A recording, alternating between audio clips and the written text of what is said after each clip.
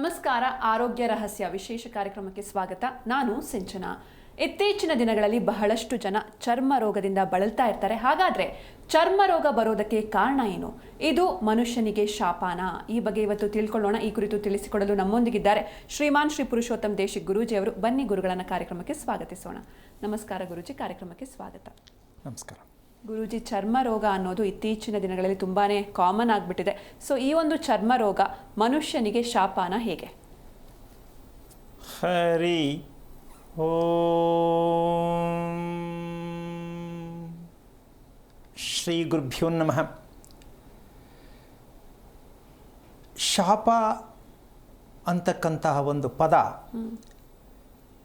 ಎಲ್ಲ ಸಂದರ್ಭದಲ್ಲೂ ಕೆಲವರು ಬಳಸ್ತಾರೆ.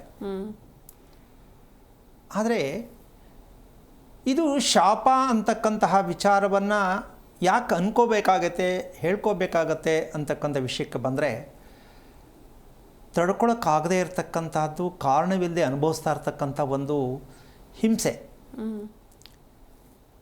ಅದು ದೇಹದ ಯಾವ ಭಾಗದಲ್ಲಿ ಅದು ತೊಂದರೆ ಕೊಡುತ್ತೆ ಅಂತ ಹೇಳಕ್ಕೆ ಬರಲ್ಲ. ಸೊ ಇದು ಎಂತಹ ದೊಡ್ಡ ಹಿಂಸೆ ಆಗತ್ತೆ ಅಂದರೆ, ಇದಕ್ಕಿನ್ನ ದೊಡ್ಡ ನರಕ ಇನ್ನೊಂದಿಲ್ಲ.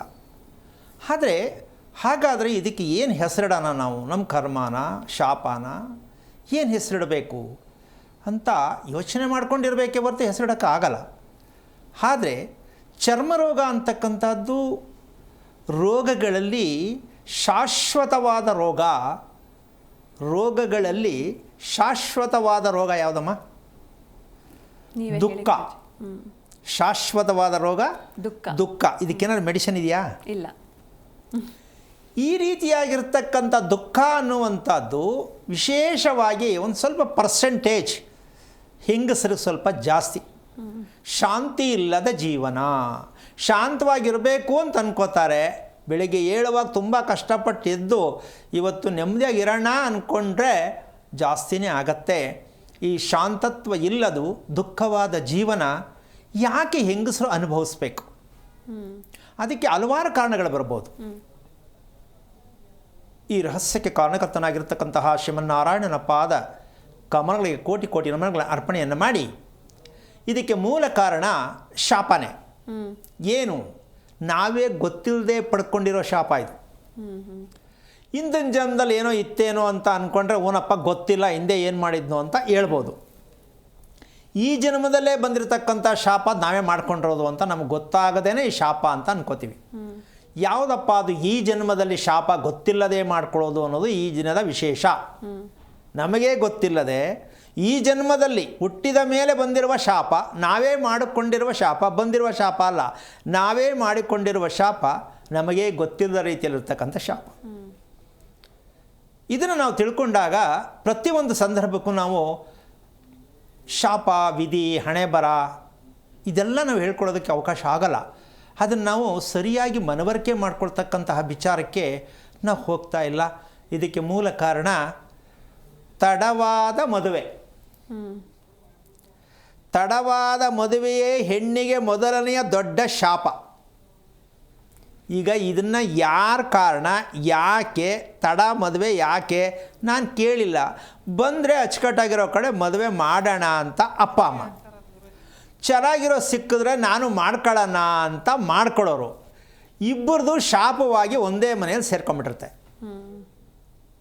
ಏನು ಹೇಳ್ತೀಮ್ಮ? ಹೌದು ಅಲ್ವಾ?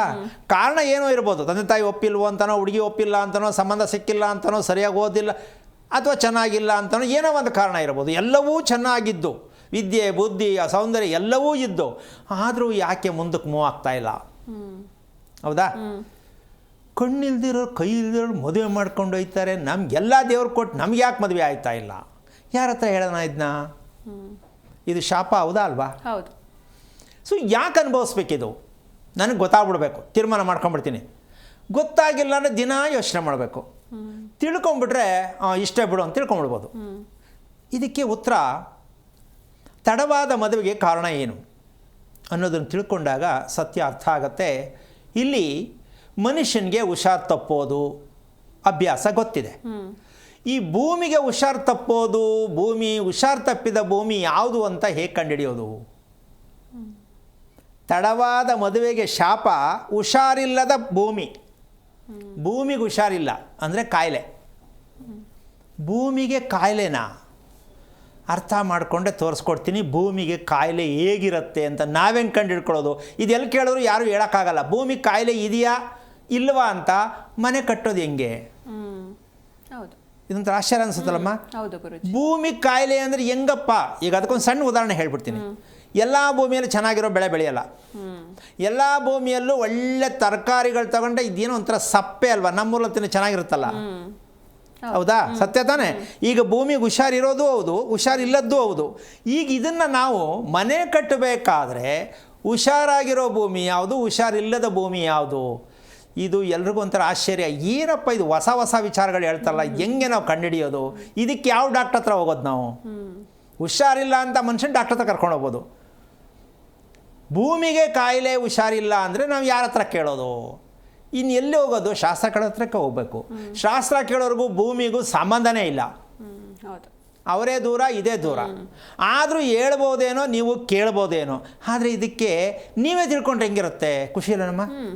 ನಾವೇ ತಿಳ್ಕೊಂಬಿಟ್ರೆ ಯಾರ ಹತ್ರ ಹೋಗಿ ಕೇಳೋದೇ ಬೇಡ, ಡೌಟೇ ಬೇಡ. ಆದರೆ ಹೇಗೆ ತಿಳ್ಕೊಳ್ಳೋದು ಅನ್ನೋದು ಈಗ ನಾವು ತಿಳ್ಕೊಳ್ಬೇಕಾದಂಥ ವಿಷಯ. ತಿಳ್ಕೊಳಕ್ಕಾಗತ್ತೆ ಅಂತ್ಯ, ಕಷ್ಟ ಅಂತ್ಯಮ್ಮ? ನೀವು ಹೇಳಿದ್ರೆ ಆಗುತ್ತೆ ಗುರುಜಿ. ಆದರೆ ಈ ಹುಷಾರಿಲ್ಲದ ಭೂಮಿ ಅಂತಕ್ಕಂತಹ ಒಂದು ವಿಚಾರಕ್ಕೆ ಯಾವಾಗಲೂ ನೆಮ್ಮದಿ ಇಲ್ಲ, ನನಗೆ ಶಾಂತಿಯಾಗಿಲ್ಲ ಅಂತ ಸಾಕಷ್ಟು ಯೋಚನೆ ಮಾಡ್ತಕ್ಕಂಥ ಭೂಮಿ ಹುಷಾರಿಲ್ಲದ ಭೂಮಿ ಆಗಿರುತ್ತೆ. ಅದು ಯಾವುದಪ್ಪ? ಅದು ಒಂದು ಎರಡು ಸಣ್ಣ ಉದಾಹರಣೆ ಹೇಳ್ತೀನಿ. ದೀಪ ಹಚ್ಚತಕ್ಕಂತಹ ಮನೆಯಲ್ಲಿ ದೀಪವನ್ನು ಹಚ್ತೇವೆ, ದೇವರಿಗೆ ದೀಪ ಹಚ್ಚೋದು ಅಂತ ಹಚ್ತೇವೆ. ಆ ದೀಪ ಹಚ್ಚುವಂಥದ್ದು, ದೀಪ ಉರಿಯುವಂಥದ್ದು ಸದಾಕಾಲ ದೀಪ ಉರಿಯೋದಕ್ಕೆ ತುಂಬ ಹಲವಾರು ಕಾರಣಗಳಾಗತ್ತೆ. ದೀಪ ಉರಿಯೋದು, ಪದೇ ಪದೇ ಕೆಡೋದು, ಬೇಗ ಎಣ್ಣೆ ಖಾಲಿಯಾಗೋದು. ಅದೊಂದು ವಿಶೇಷ ಅಂದರೆ, ಎರಡು ದೀಪ ಹಚ್ಚಿರ್ತಾರೆ, ಒಂದು ದೀಪದಲ್ಲಿ ಬೇಗ ಎಣ್ಣೆ ಖಾಲಿ ಆಗುತ್ತೆ, ಒಂದೇ ಸಲ ಎಣ್ಣೆ ಹಾಕಿರ್ತಾರೆ. ಆಶ್ಚರ್ಯ ಆಗುತ್ತಲ್ಲ. ಇನ್ನೊಂದು ದೀಪದಲ್ಲಿ ಎಣ್ಣೆ ಹಾಗೇ ಇರುತ್ತೆ, ದೀಪನೇ ಆರೋಗಿರುತ್ತೆ. ಇಲ್ಲಿ ಎಣ್ಣೆನೂ ಆಗೋಗಿದೆ, ಬತ್ತಿನೂ ಉರಿದೋಗಿದೆ, ದೀಪನೂ ಆರೋಗಿದೆ. ಇದರಲ್ಲಿ ಎಣ್ಣೆ ಇದೆ, ಬತ್ತಿ ಅರ್ಧಂಬರ್ಧ ಇದೆ, ದೀಪ ಆರೋಗಿದೆ. ಇದು ನಿಮ್ಮ ಮನೆಯೇ, ನಿಮ್ಮ ನಿವೇಶನ ಹುಷಾರಾಗಿದೆಯಾ ಇಲ್ವಾ ಅಂತ ನೀವೇ ಡಿಸೈಡ್ ಮಾಡ್ಕೋಬೋದು. ಅದಕ್ಕೆ ಹಲವಾರು ಕಾರಣ ಹೇಳ್ತಾರೆ. ಸ್ವಾಮಿ ದೀಪ ಬತ್ತಿ ಚೆನ್ನಾಗಿಲ್ಲ ಅಂತ ಒಬ್ಬರು, ಇನ್ನೊಬ್ಬರು ಎಣ್ಣೆ ಚೆನ್ನಾಗಿಲ್ಲ ಕರ್ತ್ಕತ್ತೆ ಸ್ವಾಮಿ, ಎಣ್ಣೆ ಬೇರೆ ಚೇಂಜ್ ಮಾಡ್ತೀನಿ ಅಂತ ಇನ್ನೊಬ್ಬರು. ಇದೆಲ್ಲ ನಡೆಯುತ್ತೆ. ಹೌದು. ಆದರೆ ನಾವು ಪ್ಯಾಚ್ ಹಾಕೊಂಡು ಬದುಕೋದೇ ಅಭ್ಯಾಸ. ಕಾಲು ನೋವು ಅಂದರೆ ಜಾಸ್ತಿ ನಿಂತ್ಕೊಂಡಿದೆ ಸ್ವಾಮಿನೇ, ಅದಕ್ಕೆ ಕಾಲು ನೋಯ್ತದೆ, ಒಪ್ಕೊಳ್ಳಲ್ಲ. ನಿದ್ದೆ ಯಾಕೆ ಬರ್ತಾ ಇಲ್ಲ ಅಂದರೆ, ಇಲ್ಲ ಸ್ವಾಮಿನೇ ಸರಿಯಾಗಿ ನನಗೆ ತುಂಬ ಬೇಜಾರಲ್ಲಿದ್ದೇನೆ, ಸರಿ ಊಟ ಮಾಡಲಿಲ್ಲ, ಅದಕ್ಕೆ ನಿದ್ದೆ ಇಲ್ಲ ಅಂದರೆ ಅನುಭವಿಸ್ತಾನೇ ಇರ್ತಾರೆ. ಅದಕ್ಕೆ ಅವರೇ ಸಮರ್ಥನೆ ಮಾಡ್ಕೋತಾರೆ. ಒಪ್ಕೊಂಡು ಅದನ್ನು ರಿಪೇರಿ ಮಾಡ್ಕೊಳ್ಳೋಣ, ಇವತ್ತು ರಾತ್ರಿ ಚೆನ್ನಾಗಿ ನಿದ್ದೆ ಮಾಡೋಣ, ಇಲ್ಲ ಸಮರ್ಥನೆ ಮಾಡಿ ಅದು ಮುಚ್ಚಾಕ್ಬಿಡ್ತಾರೆ, ಒಪ್ಕೊಳ್ಳಲ್ಲ. ಅಂದರೆ ನಮ್ಮ ಮನುಷ್ಯನ ಒಂದು ಕೆಟ್ಟ ಕಾಯಿಲೆ ಯಾವುದು ಅಂದರೆ, ನಾವು ತಪ್ಪನ್ನು ಒಪ್ಪಿಕೊಳ್ಳದೇ ಇರುವುದೇ ಒಂದು ದೊಡ್ಡ ಕಾಯಿಲೆ. ಕೆಲವರು ವಾದ ಮಾಡ್ತಾನೆ, ಪ್ರತಿಯೊಂದಕ್ಕೂ ವಾದ ಮಾಡ್ತಾರೆ ಅಲ್ವಾ, ಬಗ್ಗೋದೇ ಇಲ್ಲ. ಸೊ ಈ ಕಾಯಿಲೆಗೆ ನಾವು ಯಾಕೆ ಇಲ್ಲಿ ಉತ್ಪತ್ತಿ ಆಗತ್ತೆ, ಅಷ್ಟೊಂದು ಮಾತು ಯಾಕೆ ಆಡಬೇಕು, ಅಷ್ಟೊಂದು ವಾದ ವಿವಾದಗಳು ಯಾಕೆ ಮಾಡಬೇಕು, ಅಷ್ಟೊಂದು ಜಗಳ ಯಾಕೆ ಉತ್ಪತ್ತಿ ಆಗಬೇಕು ಅಂದರೆ, ಹುಷಾರಿಲ್ಲದ ಭೂಮಿಯಲ್ಲಿ ನಾವು ವಾಸ ಮಾಡ್ತಾ ಇದ್ದಾಗ ಆ ಮನೆಯಲ್ಲಿ ಇವೆಲ್ಲ ಚಟುವಟಿಕೆ ನಡೆಯುತ್ತೆ. ಸುಮ್ಮನೆ ಮಾತಾಡ್ತಿರೋದು, ವಟ ವಟ ವಟ ವಟ ವಟ ಮಾತಾಡ್ತಿರೋದು, ಪುರ್ಸೊತ್ತೇ ಇಲ್ಲ ಮನೆಯಲ್ಲಿ. ಇಲ್ಲ ಗಂಡನ ಹೆಂಡತಿ ಬೈಯೋದು, ಹೆಂಡತಿ ಗಂಡ ಬೈಯೋದು, ಇಲ್ಲ ಮಕ್ಕಳಿಗೆ ಅಪ್ಪ ಅಮ್ಮನ ಬೈಯೋದು, ಅಪ್ಪ ಅಮ್ಮ ಮಕ್ಕಳಿಗೆ ಬೈಯೋದು, ಇದೇನೇನೋ ನಡೆಯುತ್ತೆ. ಕೊನೆಗೆ ಏನೇನೋ ಮಾಡಿ ಶಾಸ್ತ್ರ ಕೇಳಿ ಆ ದೀಪಕ್ಕೆ ಎಣ್ಣೆ ಯಾವ್ದು ಹಾಕೋದು, ಈ ದೀಪಕ್ಕೆ ಎಣ್ಣೆ ಯಾಕೆ ಹಾಕೋದು, ಮನೇಲಿ ನೆಮ್ಮದಿ ಇಲ್ಲ ಅಂತ ಕೇಳ್ಕೊಂಡು ದೀಪ ಚೇಂಜ್ ಮಾಡೋದು, ಬತ್ತಿ ಚೇಂಜ್ ಮಾಡೋದು, ಎಣ್ಣೆ ಚೇಂಜ್ ಮಾಡೋದು, ದೇವಸ್ಥಾನ ಚೇಂಜ್ ಮಾಡೋದು, ವಾರ ಚೇಂಜ್ ಮಾಡೋದು, ಎಲ್ಲ ಚೇಂಜ್ ಮಾಡ್ಕೊಂಬತ್ತಾರೆ. ಏನೂ ಚೇಂಜ್ ಆದರೂ ಭೂಮಿ ಚೇಂಜ್ ಆಗಿಲ್ಲ. ಹೌದಲ್ಲ? ಅದಕ್ಕೆ ಪಕ್ಕಕ್ಕೆ ಇನ್ನೊಂದು ವಿಚಾರ ಹೇಳ್ತೀನಿ. ನಮ್ಮ ಮನೆ ಯಾಕೋ ವಾಸ್ತು ಸರಿ ಇಲ್ವಂತೆ ಅಂತ ಯಾರೋ ಹಚ್ಬಿಟ್ಟು ಹೊಟ್ಟೋಗಿರ್ತಾರೆ. ಹೌದಾ? ಈ ರೋಗಕ್ಕಂತೂ ಇನ್ನೂ ಮಜಾ. ಏನು ಮಾಡಬೇಕು ಅಂದರೆ, ಈ ಕಿಟಕಿ ತೆಗೆದು ಈ ಕಡೆ ಮಾಡಿಬಿಡಿ, ಆಮೇಲೆ ಈ ಮೆಟ್ಲು ಹೊಡೆದು ಹಾಕ್ಬಿಟ್ಟು ಈ ಕಡೆ ಹಾಕ್ಬಿಡಿ. ಹಿಂಗೆ ಒಂದೊಂದೇ ಆಗುತ್ತೆ, ಅರ್ಧ ಮನೆ ಕಟ್ದಂಗೆ ಆಗಿರುತ್ತೆ. ಆದರೆ ಕೊನೆಯಲ್ಲಿ ಯಾವುದೂ ಸರಿ ಹೋಗಲ್ಲ. ಯಾಕೆ ಸರಿ ಹೋಗಲಿಲ್ಲ ಹಂಗಾದ್ರೆ? ಹೇಳ್ದವ್ರು ಸರಿ ಇಲ್ಲ ಅಂತೀಯ, ಮಾಡಿದವ್ರು ಸರಿ ಇಲ್ಲ ಅಂತೀಯಮ್ಮ. ಅವ್ರು ಹೇಳ್ದಂಗೆ ಮಾಡಾಯಿತು, ಬಟ್ ಮನೆ ಸರಿ ಹೋಗಿಲ್ಲ, ಅವರು ಸರಿ ಹೋಗಿಲ್ಲ. ಏನು ಕಾರಣ ಇರ್ಬೋದು? ಭೂಮಿನೇ ಸರಿ ಇಲ್ವಲ್ಲ ಗುರುಜಿ. ಈ ತಿಳ್ಕೊಂಡಿಲ್ವಲ್ಲ. ನಾವು ಭೂಮಿ ತಿಳ್ಕೋಬೇಕು. ಈ ವಾಸ್ತು ಹೇಳೋರಿಗೆ ಭೂಮಿ ಬಗ್ಗೆ ಹೇಳೋದು ಗೊತ್ತಿದ್ದರೆ ಅವ್ರಿಗೆ ಪ್ರಶಸ್ತಿ ಕೊಡ್ಬೋದು. ವಾಸ್ತು ಹೇಳುವಂತಹ ಗಣಪಂಡಿತರುಗಳಿಗೆ ಭೂಮಿ ಬಗ್ಗೆ ಹೇಳಿ ಅಂತ ಒಂದು ಸ್ವಲ್ಪ ಪ್ರಶ್ನೆ ಕೇಳಿದ್ರೆ ಹೇಳ್ಬೇಕಲ್ಲದೆ ಓಡೋಗ್ಬಿಡ್ತಾರೆ. ಸರಿಪ್ಪ ವಾಸ್ತು ಸರಿ ಇಲ್ಲ ಅಂತ ಒಪ್ಕೊಳ್ಳೋಣ. ಈ ಮನೇಲಿ ಏನಾಗ್ತಾಯಿದೆ ಹೇಳಿ, ಹೇಳ್ಬೇಕಲ್ಲ, ಹೌದು ಅಲ್ವಾ? ಸರಿ ಇಲ್ಲ ಅಂದಮೇಲೆ ಏನಾಗ್ತಾ ಇದೆ, ಏನಕ್ಕೆ ಆಗ್ತಾ ಇದೆ ಹೇಳ್ಬಿಡ್ಬೇಕು. ಅದು ಕರೆಕ್ಟ್ ಇದ್ದರೆ ಅವ್ರು ಹೇಳಿ ಸತ್ಯ ಅಂತ ಒಪ್ಕೊಳ್ಳೋಣ. ಮತ್ತು ಕಾಮನ್ ಮ್ಯಾಟ್ರು, ಹುಡುಗಿ ಮದುವೆ ಆಗ್ತಾ ಇಲ್ಲ, ಹೊಡೆದಾಕಿ ಸ್ಟೋರ್ ಕೇಸ್ನ. ಮನೇಲಿ ಹುಷಾರಿಲ್ವಾ, ಹೊಡೆದಾಕಿದ್ನ. ಸೊ ಅದಕ್ಕೆ ಅವರೇ ಕೊಡುವಂತಹ ಉದಾಹರಣೆಗಳಿಗೆ ಇವರು ಹೇಳಿ ಅದನ್ನು ಹೊಡೆದಾಕೋದು. ಉತ್ತರ ಅವರೇ ಹೇಳಿರ್ತಾರೆ ಮನೆಯವರು. ಏನಕ್ಕೆ, ಏನು ಸಮಸ್ಯೆ ಅಂತ ಕೇಳ್ತಾರೆ ಇವರು. ಡಾಕ್ಟರ್ ಕೇಳ್ತಾರಲ್ಲ ಏನಾಗಿದೆ ನಿಮಗೆ ಅಂತ, ಅಲ್ವಾ? ಆದರೆ ನಿಜವಾಗಿಯೂ ಕೂಡ ಏನಾಗಿದೆ ಅಂತ ಕೇಳೋದು ಬದಲು ಈಗ ಆಗಿದೆ ಅಂತ ಹೇಳಿದ್ರೆ ಸರಿಗಿದೆ ಅರ್ಥ ಅಂತ. ನಿಮ್ಮ ಹತ್ರನೇ ಕೇಳ್ಕೊಂಡು ನಿಮ್ಮನೆ ಹತ್ರ ದುಡ್ಡು ಇಸ್ಕೊಂಡು ನಿಮ್ಮನೆ ಕಿಟಕಿನೇ ಸರಿ ಮಾಡಿಬಿಟ್ಟು ಬಂದರೆ ಹೆಂಗಾಗತ್ತದು? ಸರಿ ಮಾಡೋಕ್ಕಾಗಲ್ಲ, ಕಿಟಕಿ ಚೇಂಜ್ ಆಯ್ತು ಅಷ್ಟೇ. ಈ ರೀತಿಯಾಗಿ ಶಾಪದ ಮನೆಗಳು ಅಂತ ಹೇಳಿದಾಗ ನಮಗೆ ನಿಜಕ್ಕೂ ಹೇಳಬೇಕು ಅಂತಂದರೆ, ಯಾಕೆ ಈ ರೀತಿಯಾದ ಹುಷಾರಿಲ್ಲದ ಭೂಮಿ ನಮಗೆ ಯಾಕೆ ಸಿಗಬೇಕು? ಹುಷಾರಾಗಿರೋ ಭೂಮಿ ಎಲ್ಲೈತಾಗಾದರೆ, ಕಾಯಿಲೆ ಇಲ್ಲದೆ ಇರೋ ಭೂಮಿ ಇರಲೇಬೇಕಲ್ಲ, ಹೌದು ಇರಲೇಬೇಕಲ್ಲ. ಹೌದು. ಅದ್ಯಾವ ಭೂಮಿ ಇರುತ್ತೆ ಅನ್ನೋ ಪ್ರಶ್ನೆ ಕೂಡ ಅನುಮಾನ ಆಗತ್ತೆ. ಅದಕ್ಕೆ ಕಾರಣ ಇಷ್ಟೇ, ನಾವು ಪ್ರತಿದಿನ ಮನೆಯಲ್ಲಿ ದೀಪ ಉರಿಬೇಕಾದ್ರೆ, ದೀಪ ಪದೇ ಪದೇ ಆರಬೇಕಾದ್ರೆ ಹೆಣ್ಣನ್ನು ಹೋಲಿಕೆ ಕೊಡ್ತಾರೆ. ಭೂಮಿ ತಾಯಿ ಒಂದು ಹೆಣ್ಣು, ಮನೆಯಲ್ಲಿ ವಾಸ ಮಾಡುವುದು ಕೂಡ ಒಂದು ಹೆಣ್ಣು. ಹೌದು. ಈ ರೀತಿಯಾಗಿ ಮಧ್ಯದಲ್ಲಿರ್ತಕ್ಕಂತಹ ಮಹಾಲಕ್ಷ್ಮಿಯಾಗಿರ್ತಕ್ಕಂಥ ದೀಪಲಕ್ಷ್ಮಿ ಇದು ಕೂಡ ಹೆಣ್ಣೆ. ಇದಿಷ್ಟು ಒಂದು ಹೆಣ್ಣಿಗೆ ಹೋಲಿಕೆ ಆಗತ್ತೆ. ಯಾವ ಮನೆಯಲ್ಲಿ ದೀಪ ಸರಿಯಾಗಿ ಉರಿಯಲ್ವೋ ಆ ಮನೆಯಲ್ಲಿ ಹೆಣ್ಣಿಗೆ ದುಃಖ ಇರುತ್ತೆ, ಬೇಜಾರಿರುತ್ತೆ, ಕಾಯಿಲೆಗಳಿರುತ್ತೆ ಅಂತಕ್ಕಂಥ ವಿಷಯಕ್ಕೆ ಬರ್ತೀವಿ. ಇದೆಲ್ಲ ಒಂದು ಭಾಗ ಆದರೆ, ಎರಡನೇ ವಿಷಯಕ್ಕೆ ಬಂದರೆ, ಓದುವಂಥ ಮಕ್ಕಳಿರ್ತಾರೆ, ಸಂಪಾದನೆ ಮಾಡುವಂಥ ಗಂಡಸಿರ್ತಾರೆ. ಓದುವಂಥ ಮಕ್ಕಳು, ಸಂಪಾದನೆ ಮಾಡ್ತಕ್ಕಂಥ ಗಂಡಸು, ಇದೆರಡು ಟಾಪಿಕ್ ಇರಲೇಬೇಕಲ್ಲ. ಈ ಎರಡು ನಿಖರವಾಗಿ ಗೊತ್ತಾಗತ್ತೆ. ಯಾವುದದು ಅಂದರೆ, ಹುಷಾರಿಲ್ಲದ ಭೂಮಿ ಯಾವುದು ಅಂದರೆ ದಕ್ಷಿಣದ ನಿವೇಶನ. ದಕ್ಷಿಣದ ನಿವೇಶನ ಅದು ಹುಷಾರಿಲ್ಲದ ಭೂಮಿ. ಏನು ಅಂದರೆ ದುಡ್ಡಿಗಾಗಿ ಪರಿತಪಿಸ್ಬೇಕು. ಈ ಕಡೆಯಿಂದ ಆ ಕಡೆಗೆ ಹಾಕೋದು, ಆ ಕಡೆಯಿಂದ ಈ ಕಡೆಗೆ ಹಾಕೋದು, ಇದು ತೆಗೆದು ಅಲ್ಲಿ ಪ್ಯಾಚ್ ಹಾಕೋದು, ಅದು ತೆಗೆದು ಇಲ್ಲಿಗೆ ಪ್ಯಾಚ್ ಹಾಕೋದು, ಮ್ಯಾಚ್ ಆಗಲ್ಲ. ಎಷ್ಟೆಷ್ಟೋ ದುಡಿತೀನಿ, ಸರ್ ಮಾಡಬೇಕು, ಮನೆ ದುಡ್ಡು ಮಾಡಬೇಕು ಅಂತೀನಿ, ಇನ್ನೇನೋ ಸೇರಿಸ್ತೆ ಅಂದರೆ ಇನ್ನೊಂದು ಕಡೆ ಹೋಗ್ಬಿಡ್ತದೆ.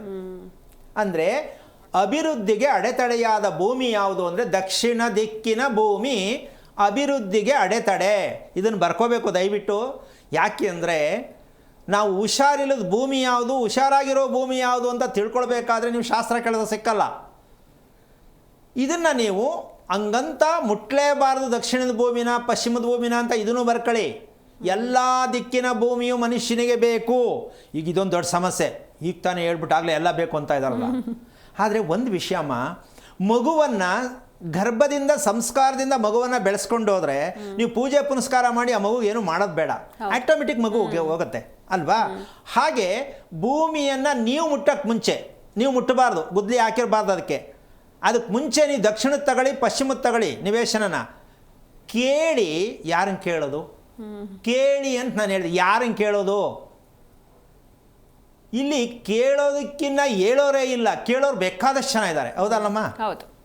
ಬೇಕಾದಷ್ಟು ಜನ ತಿಳ್ಕೊಳ್ಳೋಕೆ ಆಸೆ. ಈ ನಿವೇಶನ ಸರಿನಾ ತಪ್ಪಾ? ಅದರಲ್ಲಿ ಜನಗಳದೊಂದು ಬುದ್ಧಿ ಏನಿದೆ ಗೊತ್ತಾ? ಎರಡಕ್ಕೆ 10 ರೂಪಾಯಿನೋ 50 ರೂಪಾಯಿನೋ ಇಟ್ಬಿಟ್ಟು ಸ್ವಾಮಿ ಈ ಭೂಮಿ ಹೆಂಗದೆ ನೋಡಿ ಅಂತ ಕೇಳೋ ಜನ ಇದ್ದಾರೆ. ಅದೇ ಥರ ಈ ಹೆಣ್ಗೂ ಗಂಡ್ಗೂ ಸರಿನಾ ಸ್ವಾಮಿ ಅಂತ 50 ರೂಪಾಯಿ ಇಡೋರು ಇದ್ದಾರೆ. ಈಗ ಇವ್ರಿಗೆ ಏನು ಹೇಳಬೇಕು? ಕಣ್ಣು ಮುಚ್ಕೊಂಡು ಚೆನ್ನಾಗಾಯ್ತು ಹೋಗ್ರಿ ಅನ್ಬೇಕು. ಯಾಕೆ ಇವ್ರು ಇಟ್ಟಿರೋದು 50 ರೂಪಾಯಿ. ಈಗ ನಮ್ಮ ಹತ್ರ ಬಂದರೆ ಒಂದು 50,000 ಮಡಗಬೇಕು. ಎಷ್ಟು ಸಾವಿರ? 50,000 ಮಡಗಬೇಕು. ಎಲ್ಲ 2 ಆರ್ಟು 2 ಇರಬೇಕು ನಮ್ಮ ಹತ್ರ ಬರಬೇಕಾದ್ರೆ. 50,000 ಕೊಡಬೇಕಾ ಅಂದರೆ ಕೊಡಬೇಕು. ಯಾಕೆ? ಹುಷಾರಿದೆಯಾ ಹುಷಾರಿಲ್ಲ ಅಂತ ಚೆಕ್ ಮಾಡೋಕ್ಕಾಗಬೇಕಲ್ಲ, ನಿಮ್ಗೆ ಸತ್ಯ ತೋರಿಸ್ಬೇಕಲ್ಲ. ಅಂದರೆ ಎಲ್ಲ ನನಗೆ ಕೇಳಿ ಅಂತ ಅಲ್ಲ, ವಿಚಾರ ಇಷ್ಟೇ. ಅದಕ್ಕೆ ಯಾರ ಹತ್ರ ಕೇಳಿದ್ರೆ ಇದಕ್ಕೆ ಉತ್ತರ ಸಿಗುತ್ತೆ ಅಂತಕ್ಕಂಥದ್ದು ನೀವು ತಿಳ್ಕೊಳ್ಳಿ ಅಂತ ಈ ರೀತಿ ಹೈ ಪಿಚ್ ಲೆವೆಲಲ್ಲಿ ಹೇಳ್ತಾ ಇದ್ದೀನಿ. ಅಂತ 50,000ನೇನಾ ಅಂತಕ್ಕಂಥದ್ದು ಯಾರು ಕನ್ಫರ್ಮ್ ಮಾಡ್ಕೊಳ್ಳೋದು ಬೇಡ. ವಿಚಾರ ಇಷ್ಟೇ. ಯಾಕೆ ಅಂದರೆ ನಾವು ಎಲ್ಲ ರೀತಿಯಲ್ಲಿ ಬದುಕಲಿಕ್ಕೆ ಅಂದರೆ ನಮಗೆ ವಾಸ ಮಾಡೋ ಮನೆ ಮುಖ್ಯ ಆಗುತ್ತೆ ಅನ್ನೋದಕ್ಕೆ ಇದೆಲ್ಲ ತಿಳ್ಕೊಳ್ಬೇಕಾದ ಅವಶ್ಯಕತೆ ಇರುತ್ತೆ. ತಗೊಂಡು ಎಲ್ಲೆಲ್ಲೋ ಕೇಳ್ಬಿಟ್ಟು ಅರ್ಧಂಬರ್ಧ ತಿಳ್ಕೊಳ್ಳೋ ಹತ್ರ ಶಾಸ್ತ್ರಗಳ ಹತ್ರ ಕೇಳ್ಬಿಟ್ಟು ಮನೆ ಕಟ್ಕೊಂಡು ಅಳೋದು ಬೇಡ. ಜೊತೆಗೆ ಒಳ್ಳೆ ಮಕ್ಕಳನ್ನ ಓದಿಸ್ಬೇಕು ಅಂತ ಕನಸು ಕಟ್ಕೊಂಡಿರ್ತಕ್ಕಂತಹ ಹೆಂಗಸರು, ಅದರಲ್ಲೂ ಮಕ್ಕಳದು ಟಾರ್ಗೆಟ್ ಹೆಂಗಸರದು. ಗಂಡಸರದೇನೋ ಏನಾರು ಮಾಡಿ ಇಂಪ್ರೂವ್ಮೆಂಟ್ ಆಗಬೇಕು, ಇನ್ನೊಂದು ಮನೆ ಸೈಟ್ ತೆಗಿಬೇಕು, ಮಗಳಿಗೆ ಮದುವೆ ಮಾಡಬೇಕು, ಮಗನಿಗೆ ಇದು ಮಾಡಬೇಕು, ಓದಿಸ್ಬೇಕು, ಈ ಕನಸಲ್ಲಿ ಗಂಡಸು ಪರದಾಡ್ತಾನೆ. ಮಕ್ಕಳನ್ನ ಸರಿ ಮಾಡಬೇಕು ಅಂತ ಹೆಂಗಸರು ಪರದಾಡ್ತಾರೆ. ಇವರಿಬ್ಬರು ಪರದಾಟ ಯಾವುದು ಅಂದರೆ ದಕ್ಷಿಣ ನಿವೇಶನ. ಅಂದರೆ ವಿದ್ಯೆಗೆ ತಡೆ, ಓದಲ್ಲ ಮಕ್ಕಳು, ಮೆಮೊರಿ ಲಾಸ್, ಎಷ್ಟು ಹೇಳ್ಕೊಟ್ರು ಟ್ಯೂಷನ್ ಕಳಿಸಿದ್ರು ಪ್ರಯೋಜನ ಇಲ್ಲ, ಜಸ್ಟ್ ಪಾಸ್ ಅಷ್ಟೇ, ರ್ಯಾಂಕ್ ಇಲ್ಲ, ಅಭಿವೃದ್ಧಿ ಇಲ್ಲ, ವಿದ್ಯೆಯಲ್ಲಿ ಅಡೆತಡೆ, ಮತ್ತು ಮಾನಸಿಕವಾಗಿ ಯಾವ ಕಾರಣಕ್ಕೂ ನೀವೇನು ಅನ್ಕೋತೀರ ಯಾವುದು ಕೈಗೆ ಸಿಕ್ಕಲ್ಲ. ಇದು ಆ ಭೂಮಿಯಲ್ಲಿ ಮನೆ ಕಟ್ಟಿರಬೇಕಾದ್ರೆ ಇವತ್ತು ನಾನು ಹೇಳ್ತಿರ್ತಕ್ಕಂಥ ಒಂದು ಗುರುತನ್ನು ನೀವು ದಯವಿಟ್ಟು ಇರೋದೇ ಆದರೆ, ಇವತ್ತು ಕರೆ ಮಾಡೋರಲ್ಲಿ ಯಾರಿಗಾರು ಸ್ವಲ್ಪ ಚರ್ಮಕ್ಕೆ ಸಂಬಂಧಪಟ್ಟಿದ್ದು ಏನಾದ್ರು ನಿಮ್ಮಲ್ಲಿ ಇದ್ದರೆ ದಯವಿಟ್ಟು ಕರೆ ಮಾಡಿ. ಈ ದಿನದ ಕಾರ್ಯಕ್ರಮದ ವಿಶೇಷ ಏನಪ್ಪ ಅಂದರೆ, ಇಷ್ಟು ದಿನ ಕೇಳ್ತಿದ್ರಲ್ಲ ಮದುವೆ ಆಗಲಿಲ್ಲ ಅದಾಗಲಿಲ್ಲ, ಅಲ್ಲ, ಚರ್ಮಕ್ಕೆ ಸಂಬಂಧಪಟ್ಟಂಥವ್ರಿದ್ದರೆ ಮಾತ್ರ ಕರೆ ಮಾಡಿ, ಇಲ್ಲ ಅಂದರೆ ಕೇಳಿಸ್ಕೊಳ್ಳಿ, ಮಾತಾಡೋಕ್ಕೆ ಹೋಗ್ಬೇಡಿ. ಪಾಪ ಯಾರಿಗಿದೆಯೋ ಅವ್ರು ಕೇಳ್ಕೊಂಡು ಸರಿ ಮಾಡ್ಕೊಳ್ಳಿ, ನೀವು ತಿಳ್ಕೊಳ್ಳಿ.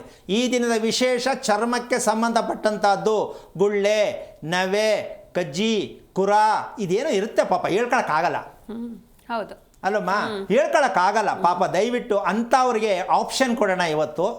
ನೆಮ್ಮದಿಯಾಗಿ ಪಾಪ ಅವರು ಒಂದು ಸ್ವಲ್ಪ ಚೆನ್ನಾಗಿ ನಿದ್ದೆ ಮಾಡಲಿ, ತಿಳ್ಕೊಂಡಾರು ಅಂತ ಪ್ರಯತ್ನ ಮಾಡೋಣ ಅಂತ ಅನ್ಕೋತಾ ಇದ್ದೀನಿ. ಸಿಕ್ಕದವರೆಲ್ಲ ದಯವಿಟ್ಟು ಪ್ರಯತ್ನ ಮಾಡಬೇಡಿ. ಈ ಥರ ಆಪ್ಷನ್ ಇದ್ದರೆ ಆಮೇಲೆ ಇನ್ನೂ ಬುದ್ಧಿವಂತರು, ಇಲ್ಲೇ ಇದ್ದರೂ ನಮ್ಗೆ ಐತಿ ಅಂತ ಹೇಳೋ ಮಟ್ಟಕ್ಕೂ ಹೋಗಬೇಡಿ. ನಮಗೆ ಗೊತ್ತಾಗತ್ತೆ, ಡಬಲ್ ಡೋಸ್ ಇಂಜೆಕ್ಷನ್ ತಗೊಂಡಂಗೆ ಆಗ್ಬಿಡುತ್ತೆ ಆಮೇಲೆ. ಆ ಥರ ಪ್ರಯತ್ನ ಮಾಡಬೇಡಿ, ಮಾಡಲ್ಲ ನೀವು ಅದು ಅಂತ ಹೇಳ್ತಾ ಇದ್ದೀನಿ. ಯಾಕೆ ಅಂದರೆ ಈ ದಿನದ ವಿಶೇಷ ಅಂತ ಅವರು ಮಕ್ಕಳಿಗಾಗಲಿ ದೊಡ್ಡವ್ರಿಗಾಗಲಿ ಸಿಂಪ್ಟಮ್ಸ್ ಏನಿದೆ ಅಂತ ಹೇಳಿದ್ರೆ ಅದು ಕಾರಣ ಏನಿದೆ, ನಿಮ್ಮ ಮನೆಗೂ ಇದಕ್ಕೂ ಸಂಬಂಧ ಏನಿದೆ ಅಂತ ತಿಳ್ಕೊಂಡ್ರೆ ನಿಮ್ಮ ಮೂಲಕ ಎಲ್ಲರಿಗೂ ಅರ್ಥ ಆಗಲಿ ಅಂತಕ್ಕಂಥದ್ದು ಈ ದಿನದ ಒಂದು ವಿಶೇಷ ಆಗಿರುತ್ತೆ ಅಂತ ಅನ್ಕೋತಾ ಇದ್ದೀನಿ. ಏನು ಹೇಳ್ತೀಯಮ್ಮ? ಈಗ ನಾವು ಈ ದಕ್ಷಿಣದಲ್ಲಿ ಇರ್ತಕ್ಕಂತಹ ನಿವೇಶನ ಅಂತಕ್ಕಂಥದ್ದು ಈ ರೀತಿಯಾಗಿ ಹಿಂಸೆಯನ್ನು ಅನುಭವಿಸಿದ್ರೆ, ಪಶ್ಚಿಮ ದಿಕ್ಕಿಂದ ನಿವೇಶನ ಬಂದರೆ ಆ ಕತೆ ಇನ್ನೆಷ್ಟು ಹುಷಾರಿರಲ್ಲ ಅದಕ್ಕೆ. ಖಂಡಿತ ಗುರುಜಿ, ಈ ಬಗ್ಗೆ ಮಾತಾಡೋಣ. ಒಬ್ರು ಕಾಲರ್ ಇದ್ದಾರೆ, ಶ್ರುತಿ ಅಂತ, ಉಡುಪಿಯಿಂದ. ನಮಸ್ತೆ. ನಮಸ್ತೆ. ಯಾರ ಬಗ್ಗೆ ಕೇಳಬೇಕಿತ್ತು? ನನ್ನ ಧ್ವನಿ ಕೇಳಿಸ್ತಾ ಇದೆಯಾ? ಯಾರ ಬಗ್ಗೆ ಕೇಳಬೇಕಿತ್ತು? ಅಮ್ಮನ ಬಗ್ಗೆ ಕೇಳಬೇಕು. ಅವ್ರ ನಕ್ಷತ್ರ ಹೇಳಿಮಾ. ಅವರದ್ದು ಅನುರಾಧ ನಕ್ಷತ್ರ. ಓಕೆ, ಗುರುಜಿ ಇದ್ದಾರೆ, ಮಾತನಾಡಿ. ಹಲೋ. ಹಲೋ, ನಮಸ್ತೆ ಗುರುಜಿ.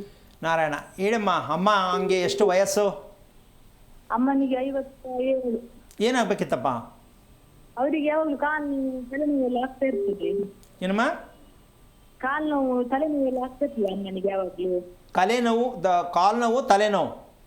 ಹೌದು. ಎಷ್ಟು ವರ್ಷದಿಂದ ಇದೆ?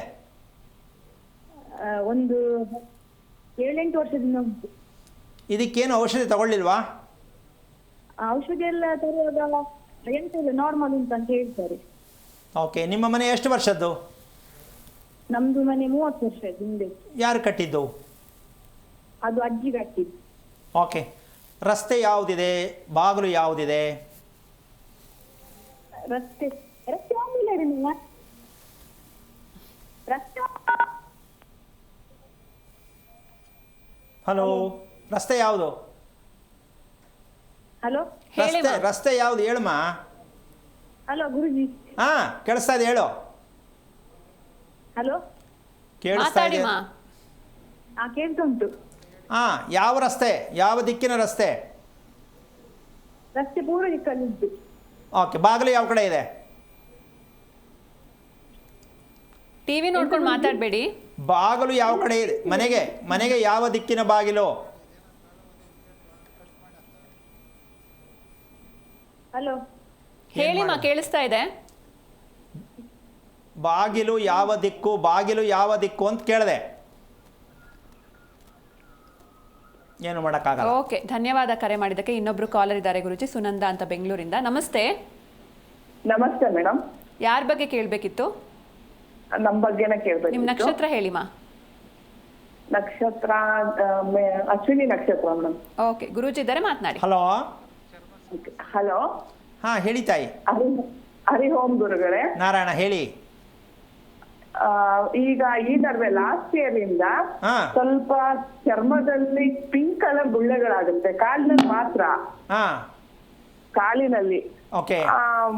ಪಿಂಕ್ ಕಲರ್ ಗುಳ್ಳೆ ಆಗ್ಬಿಟ್ಟು ಹಾಗೆ ರೆಡ್ಡಿಶ್ ಆಗಿ ಕಡ್ತ ಇಚ್ಚಿಂಗ್ ಬರುತ್ತೆ. ಸಾಯಂಕಾಲ ಟೈಮ್ ಮಾತ್ರ, ಓಕೆ. ಬೆಳಗ್ಗೆ ಎಲ್ಲ ಏನು ಇರಲ್ಲ. ಸಂಜೆ ಆಗ್ತಾ ಆಗ್ತಾ ಆತರ ಸಮಸ್ಯೆ ಶುರುವಾಗಿದೆ ಮೇಡಮ್. ನಿದ್ದೆ ಚೆನ್ನಾಗಿ ಬರುತ್ತಾ? ನಿದ್ದೆ ಚೆನ್ನಾಗಿ ಬರುತ್ತೆ. ಓಕೆ, ನೀವು ನಕ್ಷತ್ರ ಹೇಳಕ್ಕೆ ಯಾಕೆ ತಡವರ್ಸದ್ರಿ? ಅಶ್ವಿನಿ ನಕ್ಷತ್ರ. ಅದು ಸುನಂದ ಅಂತ ಕರೆಯೋದು ಗುರುಗಳೇ. ನಾನು ಹುಟ್ಟಿರೋದು ಅಶ್ವಿನಿ ನಕ್ಷತ್ರದಲ್ಲಿ. ಏನ್ ಕಾರಣ? ಕರೆಯೋದು ಏನು? ಸುನಂದ ಅನ್ನೋದಕ್ಕೆ ಕಾರಣ ಏನು? ಸುಮ್ಮನೆ ಇಟ್ಟಿರೋದು ಅಂತನಾ? ಇಲ್ಲ, ನಮ್ ತಂದೆಯವರು ಸ್ವಲ್ಪ ಅಧ್ಯಾತ್ಮವನ್ನ ನಂಬ್ತಾ ಇದ್ರು. ಹಾ. ಈ ಚೂಡಾಮಣಿ ಅಂದ್ರೆ ಹಠ ಮಾಡ್ತಾರೆ ಜಾಸ್ತಿ ಅನ್ನೋ ಇದ್ರಲ್ಲಿ ಚೂಡಾಮಣಿ ಅಂತ ಬೇಡ ಅಂತ ಹೇಳಿ ಸುನಂದ ಅಂತ ಕರೆದ್ರು. ಓಕೆ. ಏನು ಓದಿದ್ದೀರಾ ನೀವು? ನಾನು MA ಮಾಡಿದ್ದೀನಿ ಗುರು. ಎಷ್ಟು ವರ್ಷಕ್ಕೆ ಮದುವೆ ಆಯಿತು ನಿಮ್ಮದು? ನಂದು 23. 23 ವರ್ಷ. ಹಾ. ಸರಿ, ಆ ಟೈಮು ಮದುವೆ ಆಗಿದ್ದ ವಯಸ್ಸು ಕರೆಕ್ಟಾಗಿತ್ತು ಅನ್ಸುತ್ತಾ, ಸ್ವಲ್ಪ ತಡ ಆಯಿತು ಅನ್ಸುತ್ತಮ್ಮ ನಿಮ್ಮ ಪ್ರಕಾರ? ಇಲ್ಲ, ಕರೆಕ್ಟ್ ಆಗಿತ್ತು. ಓಕೆ. ಈಗ ನೀವು ವಾಸ ಮಾಡೋ ಮನೆ ಎಷ್ಟು ವರ್ಷದ್ದು? ಮನೆ ನಾವು ಬಾಡಿಗೆ ಮನೆಯಲ್ಲಿರೋದು. Okay, ಎಷ್ಟು ವರ್ಷದಿಂದ ಇದ್ದೀರಾ? ಮನೆಗೆ ಬಂತು 4 ವರ್ಷ ಆಯ್ತು. ಯಾವ ದಿಕ್ಕು? ಉತ್ತರ ದಿಕ್ಕು. ಬಾಗಿಲು ಅದೇನಾ? ಬಾಗ್ಲು ಅದೇ. ಓಕೆ. ಈ ಉತ್ತರ ದಕ್ಷಿಣ ಎರಡೂ ಬಾಗಿಲಿದೆಯಾ ನಿಮ್ಮ ಮನೆಗೆ? ಇಲ್ಲ ಗುರುಗಳೇ, ಬೆಂಗಳೂರಲ್ಲಿ ಒಂದೇ ಬಾಗ್ಲಲ್ವಾ, ಉತ್ತರ ದಿಕ್ಕಲ್ಲಿದೆ. ಓಕೆ. ದಕ್ಷಿಣದು ಬೇರೆ ಮನೆ ಜಾಯಿಂಟ್ ಆಗಿದೆಯಾ, ಖಾಲಿ ಇದೆಯಾ ಜಾಗ? ಸ್ವಲ್ಪ ಗ್ಯಾಪ್ ಕೊಟ್ಟಿದ್ದಾರೆ ಅಷ್ಟೇ, 1-2 ಅಡಿ ಗ್ಯಾಪ್ ಇದೆ. ಓಕೆ. ನಿಮಗೆ AC, ಫ್ಯಾನು, ಗಾಳಿ, ತುಂಬ ತಂಪಾದ ಗಾಳಿ ಯಾವ್ದು ಇಷ್ಟ? ಫ್ಯಾನ್ ಇಷ್ಟ, ಬಟ್ ಈಗ ಚಳಿಯಲ್ಲಿ ಯಾವ್ದು ಇಷ್ಟ ಆಗ್ತಾ ಇಲ್ಲ. ಅಲ್ಲ, ಸಾಮಾನ್ಯವಾಗಿ ನಿಮಗೆ ಫ್ಯಾನ್ ತುಂಬ ಬೇಕಂತ ಅನ್ಸುತ್ತಾ ಅಂತ ಕೇಳ್ತೀನಿ. ಅನ್ಸುತ್ತೆ. ಓಕೆ. ಈಗ ಅದನ್ನೇ ಲೆಕ್ಕ ಹಾಕಿದ್ರೆ ನಿಮ್ಮ ಹಸ್ಬೆಂಡ್ ಲೆಕ್ಕಾಚಾರಕ್ಕೆ ಹಾಕಿದ್ರೆ ಅವ್ರು ಇಷ್ಟಪಡ್ತಾರ ಫ್ಯಾನು? ಇಲ್ಲ ಸ್ವಾಮಿ. ಅಂದರೆ ಇಲ್ಲಿ ನಿಮಗೆ ಬೇಕು, ಅವ್ರಿಗೆ ಬೇಡ ಅಂತ ಗೊತ್ತಾಗಿದೆ. ಬೇಕು ಬೇಡ, ಹೌದು. ಇದೊಂಥರ ಹೇಗನ್ಸುತ್ತೆ ಹೇಳಿ? ಒಬ್ರಿಗೆ ಬೇಕು, ಒಬ್ರಿಗೆ ಬೇಡ ಅಂದರೆ ಮಲಗೋದು ಹೇಗೆ? ಒಬ್ಬೊಬ್ರು ಒಂದೊಂದ್ ಕಡೆ. ಈಗ ಅರ್ಥ ಆಯಿತು. ಮನಸ್ಸಿಗೆ ನೆಮ್ಮದಿ ಇಲ್ಲದ ಒಂದು ಜಂಜಾಟ, ಹೇಳ್ಬೇಕು ಹೇಳ್ಬಾರ್ದು, ಆಗ್ತಾ ಇದೆ ಆಗ್ತಾ ಇಲ್ಲ, ಈ ಒಂದು ಮಾನಸಿಕ ವ್ಯಾಧಿ ಅಂತ ಈಗ ಗೊತ್ತಾಯ್ತಾ ನಿಮಗೆ? ಗೊತ್ತಾಗಿದೆ ಸ್ವಾಮಿ. ಇದನ್ನು ಹೇಳಕ್ಕಾಗಲ್ಲ. ಹೌದು. ಸೊ ಯಾಕೆ ಈ ಚರ್ಮಕ್ಕೆ ಸಂಬಂಧಪಟ್ಟಂಥ ಸಮಸ್ಯೆ ಬರ್ತಕ್ಕಂಥ ಒಂದು ವಿಚಾರ ಒಂದಂತೂ ತಿಳ್ಕೊಳ್ಳಿ.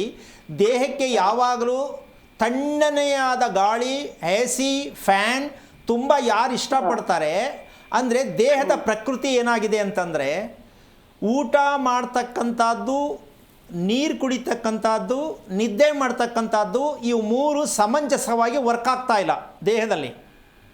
ಓಕೆ. ನಿಮ್ಗೆ ಅರ್ಥ ಆಯ್ತಾ ಹೇಳಿದ್ದು ನಾನು? ಅರ್ಥ ಆಯ್ತು. ನೀರು ಕುಡಿಯೋದು, ನೆನಪಿಂದ ನೀರು ಕುಡಿಯೋ ಅಭ್ಯಾಸ ಇದೆಯಾ? ಕುಡಿಬೇಕನ್ನಿಸ್ದಾಗ ಕುಡಿತೀನಿ, ಅಂದ್ರೆ ದಾಹ ಆಗುತ್ತಲ್ವಾ, ಆಗ ಮಾತ್ರ ಕುಡಿಯೋದು. ಅಂದರೆ ತಿಂಡಿ ತಿಂದು ಎಷ್ಟೊತ್ತಾಯ್ತು ನಾನು ನೀರು ಕುಡಿಬೇಕು ಅನ್ನೋದು ಗೊತ್ತಾಗಲ್ಲ. ಒಂದು 10-15 ಮಿನಿಟ್ಸ್ ಆದ್ಮೇಲೆ ನಾನು ಕುಡ್ದೇ ಇಲ್ಲ ಅಲ್ವಾ ಅಂತ ಕುಡಿಯೋದು. ಓಕೆ. ಇದು ನೀವು ದೇಹದ ಪ್ರಕೃತಿಯನ್ನು ನೀವು ಯಾವ ರೀತಿಯಾಗಿ ತಿಳ್ಕೋಬೇಕು ಅನ್ನೋದಕ್ಕೆ ನಾನು ಈ ಮಾಹಿತಿ ಕೊಡ್ತಾ ಇರ್ತಕ್ಕಂಥದ್ದು. ಅದಕ್ಕೋಸ್ಕರ ಏನು ಮಾಡಿ ಅಂತಂದರೆ, ನಿಮ್ಮ ಮದುವೆಯಾಗಿ ಎಷ್ಟು ವರ್ಷ ಆಯಿತು? 20 years ಆಯ್ತು ಸ್ವಾಮಿ. ಓಕೆ. ನಿಮಗೆ ಜ್ವರ ಬಂದರೆ ಎಷ್ಟು ದಿನ ಇರುತ್ತೆ? ಜ್ವರ ಬಂದರೆ 2 or 3 days. ಸೊ ಅದಕ್ಕೆ ಯಾವಾಗಾದ್ರು ಬ್ಲಡ್ ಚೆಕ್ ಮಾಡಿಸಿದ್ದೀರಾ? ಏನು ಕಾರಣ ಹೇಳ್ತಾರೆ?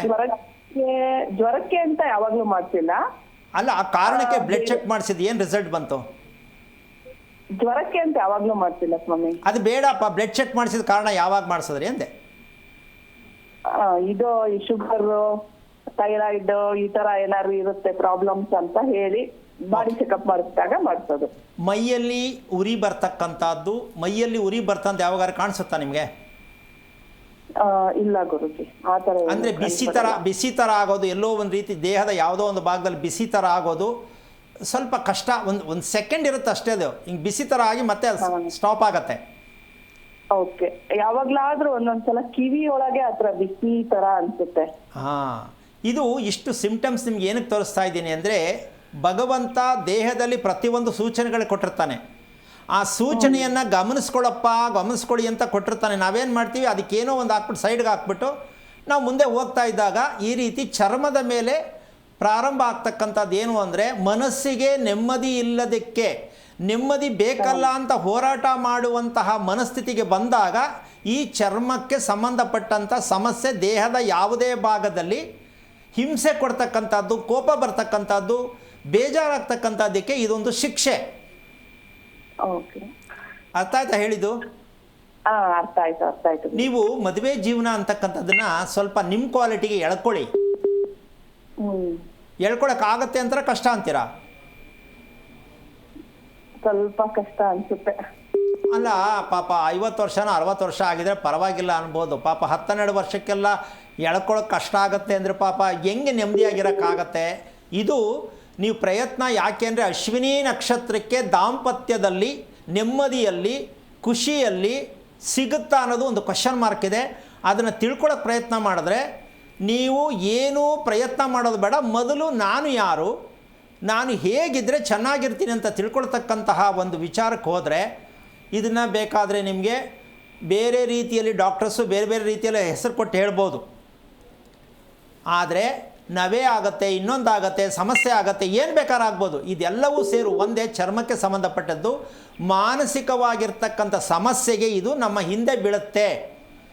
ಇದನ್ನು ನೀವು ತಿಳ್ಕೊಳ್ಳೋದಕ್ಕೆ ಅಶ್ವಿನಿ ನಕ್ಷತ್ರದಲ್ಲಿರ್ತಕ್ಕಂಥ ಸತ್ಯವನ್ನು ತಿಳ್ಕೊಂಡ್ರೆ, ಅದಕ್ಕೆ ನಾನು ಬ್ಲಡ್ ಚೆಕ್ ಮಾಡಿಸಿದ್ರ ಅಂತ ಹೇಳಿದ್ದು. ಅಂದರೆ ಅದರಲ್ಲಿ ಏನೋ ಇದೆ ಅಂತಲ್ಲ, ರಕ್ತ ಬಿಸಿ ಆಗ್ತಕ್ಕಂಥದ್ದಕ್ಕೆ ದೇಹ ವಿಕೃತಿ ಆಗತ್ತೆ. ಆ ದೇಹ ವಿಕೃತಿ ಆದಾಗ ಮನಸ್ಸು ಏನೇನೋ ಬಯಸುತ್ತೆ, ಬೇಡದೇ ಇರೋದು ಬೇಕಿಲ್ಲದೆ ಇರೋದೆಲ್ಲ ಬಯಸುತ್ತೆ. ನನಗೆ ಯಾಕೆ ಇದೆಲ್ಲ ಬೇಡ ಅಂತ ಅನ್ಸಿದ್ರು ಅದು ನಿಮ್ಮನ್ನು ಹಿಂಬಾಲಿಸ್ತಾ ಹೋಗುತ್ತೆ. ಅರ್ಥ ಆಯ್ತಾ? ಓಕೆ, ಹೌದು ಗುರುಜಿ. ಇದನ್ನ ನೀವು ನಿಮ್ಮಲ್ಲೇ ಇರ್ತಕ್ಕಂಥ ದೇಹದಲ್ಲಿ ಇರ್ತಕ್ಕಂಥದ್ದೇ ಹೊರತು ಯಾವುದೋ ಶಾಪ ಅನ್ನೋದು ಎರಡನೇ ವಿಷಯ. ನೀವು ಮೊದಲೇನು ಮಾಡಬೇಕು ಅಂದರೆ, ನನ್ನ ಡಿಸಿಪ್ಲಿನ್, ಶಿಸ್ತು, ನನ್ನ ಮನಸ್ಸನ್ನು ಹಿಡಿಬೇಕು, ಮೂಗುದಾರಾಗಿ ಹಿಡಿಬೇಕು ಮನಸ್ಸನ್ನು. ಇದಕ್ಕೆ ನನ್ನ ಪ್ರಯತ್ನ ಏನು ಅಂದರೆ, ಏಕಾಗ್ರತೆಯನ್ನು ಪಡೆಯೋದಕ್ಕೆ ಪ್ರಯತ್ನ ಪಟ್ಟರೆ ಇದೆಲ್ಲವೂ ಸಾಲ್ವ್ ಆಗುತ್ತೆ. ನಿಮ್ಮ ಜೀವನದಲ್ಲಿ ನಿಮ್ಮಂಥ ಅದೃಷ್ಟವಂತರು ಯಾರೂ ಇಲ್ಲ. ನಿಮಗೆ ಬೇಕಾಗಿರೋದು ಏಕಾಗ್ರತೆ, ಮನಸ್ಸಿನ ಕೊಳೆಯನ್ನು ತೊಳೆಯುವುದು. ಅರ್ಥ ಆಯ್ತಾ? ತಿಳ್ಕೊಳ್ಳೋಕ್ಕೆ ಪ್ರಯತ್ನ ಮಾಡಿ. ಊಟದಲ್ಲಿ ಹೇಗೆ ನನ್ನ ಪ್ರಕ್ರಿಯೆಗಳು ಶುರು ಮಾಡಬೇಕು, ಊಟಗೂ ನಿದ್ದೆಗೂ ಇರ್ತಕ್ಕಂಥ ಸಂಬಂಧ ಏನು ಅಂತ ತಿಳ್ಕೊಂಡ್ರೆ ಬೇಕಾದಷ್ಟು ನಿಮ್ಗೆ ಅರ್ಥ ಆಗತ್ತೆ. ಒಳ್ಳೆಯದಾಗಲಿ. ಓಕೆ, ಧನ್ಯವಾದ ಕರೆ ಮಾಡಿದ್ದಕ್ಕೆ. ವೀಕ್ಷಕರೇ, ನೀವು ಕೂಡ ಗುರುಗಳ ಹತ್ರ ಮಾತಾಡಬಹುದು. ಟಿವಿ ಸ್ಕ್ರೀನ್ ಮೇಲೆ ಲಭ್ಯ ಇರುವಂಥ ನಂಬರ್ಸ್ಗೆ ಕರೆ ಮಾಡಿ ಗುರುಗಳ ಜೊತೆ ಮಾತಾಡಿ. ಗುರುಜಿ ಒಬ್ರು ಕಾಲರ್ ಇದ್ದಾರೆ, ಸುನೀತಾ ಅಂತ, ಹೂವಿನ ಹಡಗಲಿಯಿಂದ ಮಾತಾಡ್ಸೋಣ. ನಮಸ್ತೆ. ನಮಸ್ತೆ ಮೇಡಮ್. ಯಾರ ಬಗ್ಗೆ ಕೇಳಬೇಕಿತ್ತು? ನಾವು ನಮ್ಮ ಬಗ್ಗೆನೇ ಕೇಳ್ಬೇಕಾಗಿತ್ತು. ನಿಮ್ಮ ನಕ್ಷತ್ರ ಹೇಳಿಮಾ. ನಮ್ಮ ನಕ್ಷತ್ರ ಉತ್ತರ ಭದ್ರ ನಕ್ಷತ್ರ. ಓಕೆ, ಗುರುಜಿ ಇದ್ದಾರೆ, ಮಾತನಾಡಿ. ಹಲೋ. ಹಲೋ ಗುರುಜಿ. ಹೇಳಿಮ್ಮ. ನಮ್ಮ ಮನೆಯಲ್ಲಿ ತುಂಬಾ ಸಮಸ್ಯೆ ಇದೆ ಗುರುಜಿ. ಎಷ್ಟು ವರ್ಷದ್ದು ಮನೆ? ಮನೆ 20 ವರ್ಷ ಕಟ್ಟಿದ್ದೆ, ತಗೊಂಡಿದ್ವಿ. ಓಕೆ, ಯಾವ ದಿಕ್ಕು, ಬಾಗಿಲು, ರಸ್ತೆ? ಪೂರ್ವ ದಿಕ್ಕು. ಪೂರ್ವ ದಿಕ್ಕು ಬಾಗಿಲ, ರಸ್ತೆನಾ? ಬಾಗ್ಲೇ ಪೂರ್ವ ದಿಕ್ಕು. ರಸ್ತೆ? ರಸ್ತೆ ಪೂರ್ವಕ್ಕಿದೆ, ಆಮೇಲೆ ಉತ್ತರಕ್ಕಿದೆ. ಉತ್ತರಕ್ಕೂ ಇದೆಯಾ? ಉತ್ತರಕ್ಕಿದೆ, ಆಮೇಲೆ ದಕ್ಷಿಣಕ್ಕೂ ಹೋಗ್ಬೋದು. ಅಂದರೆ 3 ದಿಕ್ಕಿಗೂ ಬಾಗಿಲಿದೆ? ಹಾ, ಬಾಗ್ಲಿದೆ. ನಮ್ದು ಸ್ಟ್ರೇಟ್ ಇರೋದು ಪೂರ್ವ. ಓಕೆ. ದಾರಿಗೂ ಹೋಗ್ಬೋದು. ಮನೆ ಸುತ್ತಬಹುದಾ? ಹಾ, ಸುತ್ತಕ್ಕಾಗಲ್ಲ, ಪಕ್ಕ ಹಿಂದೆ ಮನೆಗಳಿದಾವೆ. ಯಾವ ಕಡೆ ಜಾಯಿಂಟ್ ಇದೆ? ದಕ್ಷಿಣ ಕಡೆ ಇದೆ, ಉತ್ತರ ಕಡೆ ಜಾಯಿಂಟ್ ಇದೆ, ಆಮೇಲೆ ಹಿಂದ್ಗಡೆ ಪಶ್ಚಿಮ ಜಾಯಿಂಟ್ ಇಲ್ಲ, ಬೇರೆ ಮನೆ ಇದೆ. ದಕ್ಷಿಣ ಉತ್ತರ 2 ಜಾಯಿಂಟ್ ಇದೆ? ಹಾ, ಜಾಯಿಂಟ್ ಇದೆ. ಓಕೆ. ಎಷ್ಟು ಫ್ಲೋರ್ ಮನೆ ನಿಮ್ಮದು? 2 ಫ್ಲೋರ್ ಇದೆ, ಅರ್ಧ 2 ಮೇಲೆ ಹಾಕ್ಸಿದೀವಿ ರೂಮು.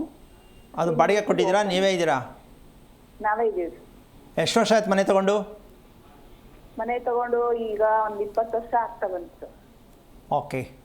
ಗಂಡು ಮಕ್ಕಳು ಎಷ್ಟು ಜನ ಇದ್ದಾರೆ ಮನೆಯಲ್ಲಿ? ಹೆಣ್ಣು ಮಕ್ಕಳು ಎಷ್ಟು ಜನ? ಒಬ್ಬನೇ ಇದೆ ಸರ್. ಎಷ್ಟು ವಯಸ್ಸು ಅವನಿಗೆ? ಅವನಿಗೆ ಇವಾಗ 30 ಮೇಲಿದೆ ಸರ್. ಮದುವೆ ಆಯ್ತಾ? 91 ಅವ್ನ ಡೇಟ್ ಆಫ್ ಬರ್ತ್. ಇನ್ನೂ ಆಗಿಲ್ಲ ಸರ್. ಓಕೆ. ಏನು ಕೆಲಸ? ಅವನು ಪೊಲೀಸ್ ಜಾಬ್ ಅಲ್ಲಿ ಇದ್ದ ಸರ್. ಹಾಂ. ಅವನಿಗೆ ಇವಾಗ ಕೆಲಸ ಬಿಟ್ಕೊಂಡು 5 ವರ್ಷ ಆಯ್ತು. ಮತ್ತೆ ಹೋಗಪ್ಪ ಅಂದ್ರೆ ಹೋಗ್ತಾ ಇಲ್ಲ. ವೆಹಿಕಲ್ ಇದೆಯಾ? ಮನೇಲಿದ್ದಾಗ ವೆಹಿಕಲ್ ಇದೆಯಾ? 2 ವೀಲರು 4 ವೀಲರ್ ಯಾವ್ದು ವೆಹಿಕಲ್ ಇದೆ? ವೆಹಿಕಲ್ ಯಾವುದಿದೆ ಓಡ್ಸೋಕ್ಕೆ ನಿಮ್ಮ ಮಗ? 2 ವೀಲರ್ ಇದೆ. ಓಕೆ. ಅಕಸ್ಮಾತ್ ಗೊತ್ತಿಲ್ಲದೇನೆ ಅಕಸ್ಮಾತ್ ಗಾಡಿ ಟಚ್ ಆಯಿತು, ಏಟಾಯಿತು, ಬಿದ್ದದ್ದು ಯಾವಾಗ ಗೊತ್ತಾಯಿತು? ಒಂದು 5 ವರ್ಷ ಆಯ್ತು ಸರ್ ಬಿದ್ದವನು. ಅವಾಗ ಜಾಸ್ತಿ ಏಟಾಗಿತ್ತಾ? ಕೈ ಫ್ರಾಕ್ಚರ್ ಆಗಿತ್ತು, ಆಪರೇಷನ್ ಆಯ್ತು. ಹ್ಞೂ. ಇವಾಗೆಲ್ಲ ರಿಕವರಿ ಆಗಿದ್ದಾನೆ. ಏನಾರ ಕೇಳಿದ್ರೆ ನನಗೆ ತೊಂದರೆ ಇದೆ, ನನಗೆ ಆರಾಮಿಲ್ಲ, ನಾನು ರೆಸ್ಟ್ ತಗೋಬೇಕು ಅಂತಾನೆ. ಅಲ್ಲ, ಅಲ್ಲಿ ಏನಾಗೋಗಿದೆ ಅಂದರೆ ಈ ಪ್ರಪಂಚನೇ ಅವನಿಗೆ ಕತ್ತಲಾಗಿದೆ. ಹಾಂ ನೀವು ಒಂದು ಶತ್ರುಗಳ ಥರ ಕಾಣಿಸ್ತೀರಾ. ಹೌದು. ಮಕ್ಕಳಿಗೆ ತಂದೆ ತಾಯಿಗಳು ಶತ್ರು ಥರ ಕಾಣಿಸೋದು ಹೆಂಗೆ ಅಂದ್ರಮ್ಮ, ನನಗೆ ಗೊತ್ತಿಲ್ಲದಿರೋದು ಇವ್ರಿಗೆ ಗೊತ್ತಿಲ್ಲ, ಇವ್ರು ಇನ್ನೂ ಚಿಕ್ಕ ವಯಸ್ಸಿದ್ದಂಗೆ ಅವರೇ, ನನಗೆಲ್ಲ ಗೊತ್ತಾಗಿದೆ, ನನಗೇನು ಹೇಳ್ಬಿಡಿ ಸುಮ್ಮನಿರಿ ಅಂತ, ಅದಕ್ಕೆ ಶತ್ರುತ್ವ ಅಂತಾರೆ. ಹಾಂ ನಾನು ಹೇಳೋದು ಅರ್ಥ ಆಯ್ತಾ ನಿಮಗೆ? ಹಾಂ ಅರ್ಥ ಆಯ್ತು. ನನಗೆ ಗೊತ್ತಿದೆ, ನಿಮಗೇನು ಗೊತ್ತಿಲ್ಲ, ನೀವು ಹೇಳ್ದಂಗೆ ನಾನು ಕೇಳೋಕ್ಕೆ ರೆಡಿ ಇಲ್ಲ ಅನ್ನೋ ಥರದಲ್ಲಿ ನಡ್ಕೊಳ್ಳೋದು. ಹೌದು. ಯಾಕೆ ತಗೊಂಡ್ರಿ ಇದು? ನಿಮಗೆ ಏನು ಮನೆ ಅಂತ ಬೇಕು ಅಂತ ತಗೊಂಡ್ರಾ, ಅಲ್ಲ ಬಾಳಿ ಬದುಕಬೇಕು ಅಂತ ತಗೊಂಡ್ರಾ? ಮನೆ ನಮ್ಗಿರ್ಲಿಲ್ಲ, ಏನೋ ಸರಿ, ಒಂದು ನಿಮಿಷ ಅಮ್ಮ. ಮನೆ ಇಲ್ಲ, ಮನೆ ಬೇಗ ಅರ್ಜೆಂಟ್ ಕಟ್ಬಿಡ್ಬೇಕು ಅಂತಲೋ ಮನೆ ಸಿಕ್ಬಿಡ್ಬೇಕು ಅಂತ ಮಾಡಿಕೊಂಡು ಮಕ್ಕಳ ತಲೆ ಮೇಲೆ ನೀವು ಹಿಂಗೆ ಕಲ್ಲು ಹಾಕ್ಕೊಂಡು ಕೊನೆಗೆ ಒಂದಲ್ಲ ಒಂದಿನ ನಿಮ್ಮ ಮನೆಯೂ ಬೇಡ ನೀವು ಬೇಡ ಅಂತ ಅಂದ್ಕೊಂಡು ಮನೆ ಬಾಗಿಲಿಂದ ಆಚೆ ಹೋದರೆ ಆವಾಗ ನೀವು ಹಿಂದೆ ಓಡಬೇಕಾಗತ್ತೆ. ಬಾಪ ಮಗ ಏನಾಯ್ತದೆ ಬಾರೋ ಅನ್ಬೇಕಾಯ್ತದೆ. ಅದೇ ಸರ್, ಮನೆಯಲ್ಲಿ ಮನೆ ಬೇಡ, ಬೇರೆ ಎಲ್ಲರ ಹೋಗೋಣ, ಬರ್ರಿ ಅಂತ. ಅಲ್ಲ, ನಿಮ್ಮನ್ನು ಬನ್ನಿ ಅಂತ ಕರೆದ್ರೆ ಪುಣ್ಯ. ಅವನೇ ಹೇಳ್ದೆ ಕೇಳೆ ಎದ್ದೋದ್ರೆ ಎಲ್ಲೋದ ಗೊತ್ತಿಲ್ಲ, ನಾನು ಎಲ್ಲಿಗೆ ಹೋಗ್ತೀನಿ ಅವನಿಗೆ ಗೊತ್ತಿಲ್ಲ, ಇವನೆಲ್ಲೋದ ಅಂತ ನಿಮಗೆ ಗೊತ್ತಿಲ್ಲ. ಇದು ನಿಮ್ಮ ಮನೆಯಲ್ಲಿ ಇರತಕ್ಕಂಥ ದೊಡ್ಡ ಚಿತ್ರಣ. ಒಂದು ನಕ್ಷತ್ರ, ಆಶ್ಲೇಷ ನಕ್ಷತ್ರ. ಅದು ಬಿಡಿಯಮ್ಮ, ಅದು ಆಮೇಲೆ ನೀವು ಕೇಳಿದ್ದು ಮನೆ ಹೌದಾ? ಅವ್ನು ನಕ್ಷತ್ರ ಯಾವ್ದಾರು ಆಗಿರಲಿ, ಇಲ್ಲಿ 4 ದಿಕ್ಕುಗಳು ಗೊತ್ತಮ್ಮ ನಿಮಗೆ? 4 ದಿಕ್ಕುಗಳು. ಮನೆಗೆ 4 ದಿಕ್ಕು ಇರಬೇಕು ಅಂತ ಗೊತ್ತಲ್ವಾ? ಇರ್ಬೇಕು. ಈಗ ದಿಕ್ಕಿಲ್ಲದ ಮನೆಯನ್ನ ಯಾಕೆ ತಗೊಂಡ್ರಿ? ಏನೋ ಕಡಿಮೆ ರೇಟಲ್ಲಿ ಸಿಕ್ತು ಅಂತ ನೋಡಿ, ಈಗ ರಿಯಾಲಿಟಿ ಬಾಯ್ ಬಿಟ್ರಿ. ಕಮ್ಮಿಗೆ ಸಿಕ್ತು ಅಂದ್ರೆ ಕಮ್ಮಿಗೆ ಸಿಗ್ತಾ ಇದೆ, ಅಲ್ಲೇನು ರೋಗ ಇದೆ ಅಂತ ತಿಳ್ಕೊಬೇಕಿತ್ತು. ಹೌದ್ರಾ? ಇದಕ್ಕೆ ಸೌಕಲು ಮನೆ ಅಂತಾರೆ. ರೋಗದ ಮನೆ ಯಾವುದು ಅಂದ್ರೆ ಸೌಕಲು. 2 ದಿಕ್ಕಿಲ್ವಲ್ಲಮ್ಮ. ಈಗ ಮನೇಲಿರೋರಿಗೆ ದಿಕ್ಕು ದಿವಾಳಿ ಇಲ್ಲ. ಇರೋರು 3 ಜನ ಇರಲಿ 30 ಜನ ಇರಲಿ, ಅವ್ರದೇ ಒಂದು ಮೈಂಡು, ಇವ್ರದೇ ಒಂದು ಮೈಂಡು. ಮನೇಲಿ 3 ಜನ ಇದ್ರು 3 ದಿಕ್ಕು ಕೂತಿರ್ತಾರೆ, ಒಂದೇ ಕಡೆ ಕೂರಲ್ಲ, ಒಂದೇ ಕಡೆ ಊಟ ಮಾಡಲ್ಲ, ಒಂದು ಕಡೆ ಮಾತಾಡಲ್ಲ. ಏನ್ ತಾಯಿ?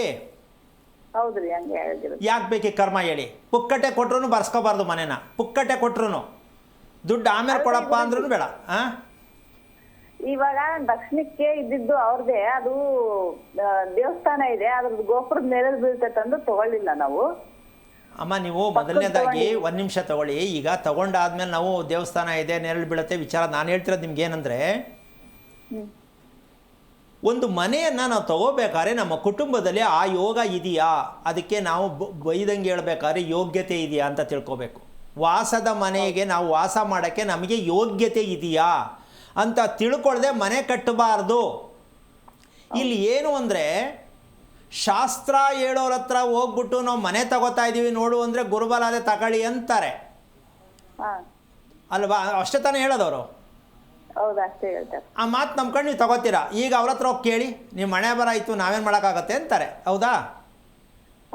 ಈಗ ಯಾರ ಹತ್ರ ಕೇಳೋದು? ದೇವ್ರ ಹತ್ರ ಕೇಳೋಣ, ಮಾತಾಡಲ್ಲ. ಈಗ ಯಾರ ಹತ್ರ ಕೇಳೋಣ ಅಂದರೆ ಗೊತ್ತಿಲ್ಲ. ನೀವೇ ಪರಿಹಾರ ಕೊಡ್ಬೇಕು. ಏನೇನು ಪರಿಹಾರ ಕೊಡು? JCB ತಂದು ಮನೆ ಉಳಿಸ್ಬೇಕು ಅಂತ ಹೇಳ್ತೀನಿ. ಆಗತ್ತಾ? ಅಲ್ಲಲ್ಲ, ಸ್ವಲ್ಪ ಯೋಚನೆ ಮಾಡಿ. 1 ನಿಮಿಷ. ಈಗ ಇದಕ್ಕೆ ಕಂಬ ಸುತ್ತು, ಮರ ಸುತ್ತು, ನವಗ್ರಹ ಸುತ್ತು ಹೇಳೋರು ಬೇರೆ ಇದ್ದಾರೆ. ಅವ್ರು ಹೇಳ್ಕೊಳ್ಳಿ. ಇವಾಗ ಈ ಮನೇಲಿ ನಾವು ವಾಸ ಮಾಡ್ಬೇಕು ಅಥವಾ ಬೇರೆ ಕಡೆ ಹೋಗ್ಬೇಕಂತ ಕೇಳ್ತಾರೆ. ನನಗೆ ಒಂದು ಮಾತು ಹೇಳಿದ್ರೆ, ನಿಮ್ಮ ಮಗನಿಗೆ ನಿಜಕ್ಕೂ ಜೀವನ ಕೊಡಬೇಕು, ಲೈಫ್ ಕೊಡಬೇಕು. ನಿಮ್ಮ ಮಗ ನಿಜಕ್ಕೂ ಹೇಳ್ತೀನಿ ಸಿಕ್ಕಾಪಟ್ಟೆ ಬುದ್ಧಿವಂತ, ಜ್ಞಾನವಂತ. ಅನ್ಯಾಯ ಹುಡುಗನಿಗೆ ಜೀವನದಲ್ಲಿ ಮುಂದಕ್ಕೆ ದಾರಿ ಇಲ್ದಂಗೆ ಮಾಡಿಕೊಂಡು ಮನೆ ತಗೊಂಡು ನಿಜವಾದ ಹುಡುಗನ ಜೀವನನ ತೊಂದರೆ ಸಿಕ್ಕಿಸ್ಬಿಟ್ಟು ನೀವು ಕಣ್ಣನ್ನು ನೋಡಬೇಡಿ ಅಮ್ಮ. ಮೊದಲು ಗುಡ್ ಬೈ ಹೇಳ್ಬಿಟ್ಟು ಒಡೆದಾಕಿ ಅಂತ ಹೇಳಿದ್ದು ಯಾಕೆ ಅಂದರೆ, ನಿಮಗೆ ಒಂದು ಸ್ವಲ್ಪ ಚುಚ್ಚಲಿ ಅಂತ ಹೇಳಿದೆ, ಹಂಗಂತ ಹೊಡೆಯೋದು ಬೇಡ.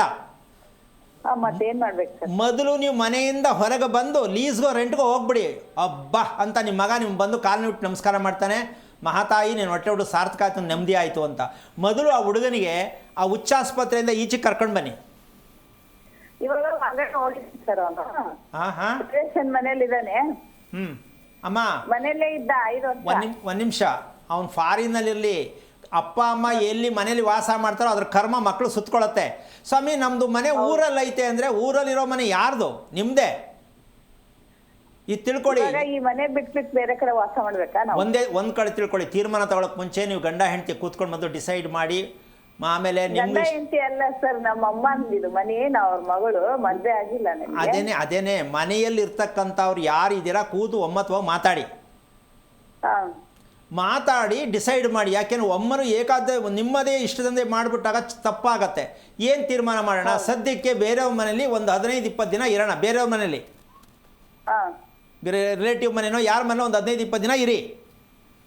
ಹಾ ಆಮೇಲೆ ನಿಮಗೆ ಈ ಮನೆಗೂ ಆ ಮನೆಗೂ ವ್ಯತ್ಯಾಸ ಗೊತ್ತಾಗತ್ತೆ. ಆಮೇಲೆ ನೀವು ಕರೆಕ್ಟಾಗಿ ವಿಷಯ ತಿಳ್ಕೊಳ್ಳಿ. ನನ್ನ ಮಗ ಆಶ್ಲೇಷ ನಕ್ಷತ್ರಕ್ಕೆ ಬಂದ ಕಾರಣ ಏನು ಅಂದರೆ, ಈ ಹುಡುಗ ಆಶ್ಲೇಷಗೆ ಏನಕ್ಕೆ ಬಂದ, ಇದಕ್ಕೆ ಮೂಲ ಕಾರಣ ಏನು ಅಂತ ತಿಳ್ಕೊಂಡು ಆಮೇಲೆ ಇರಬೇಕಾ, ಸೇಲ್ ಮಾಡಬೇಕಾ, ಇನ್ನೊಂದು ಕಡೆ ಹೋಗ್ಬೇಕಾ, ಆಮೇಲೆ ಡಿಸೈಡ್ ಮಾಡಿ.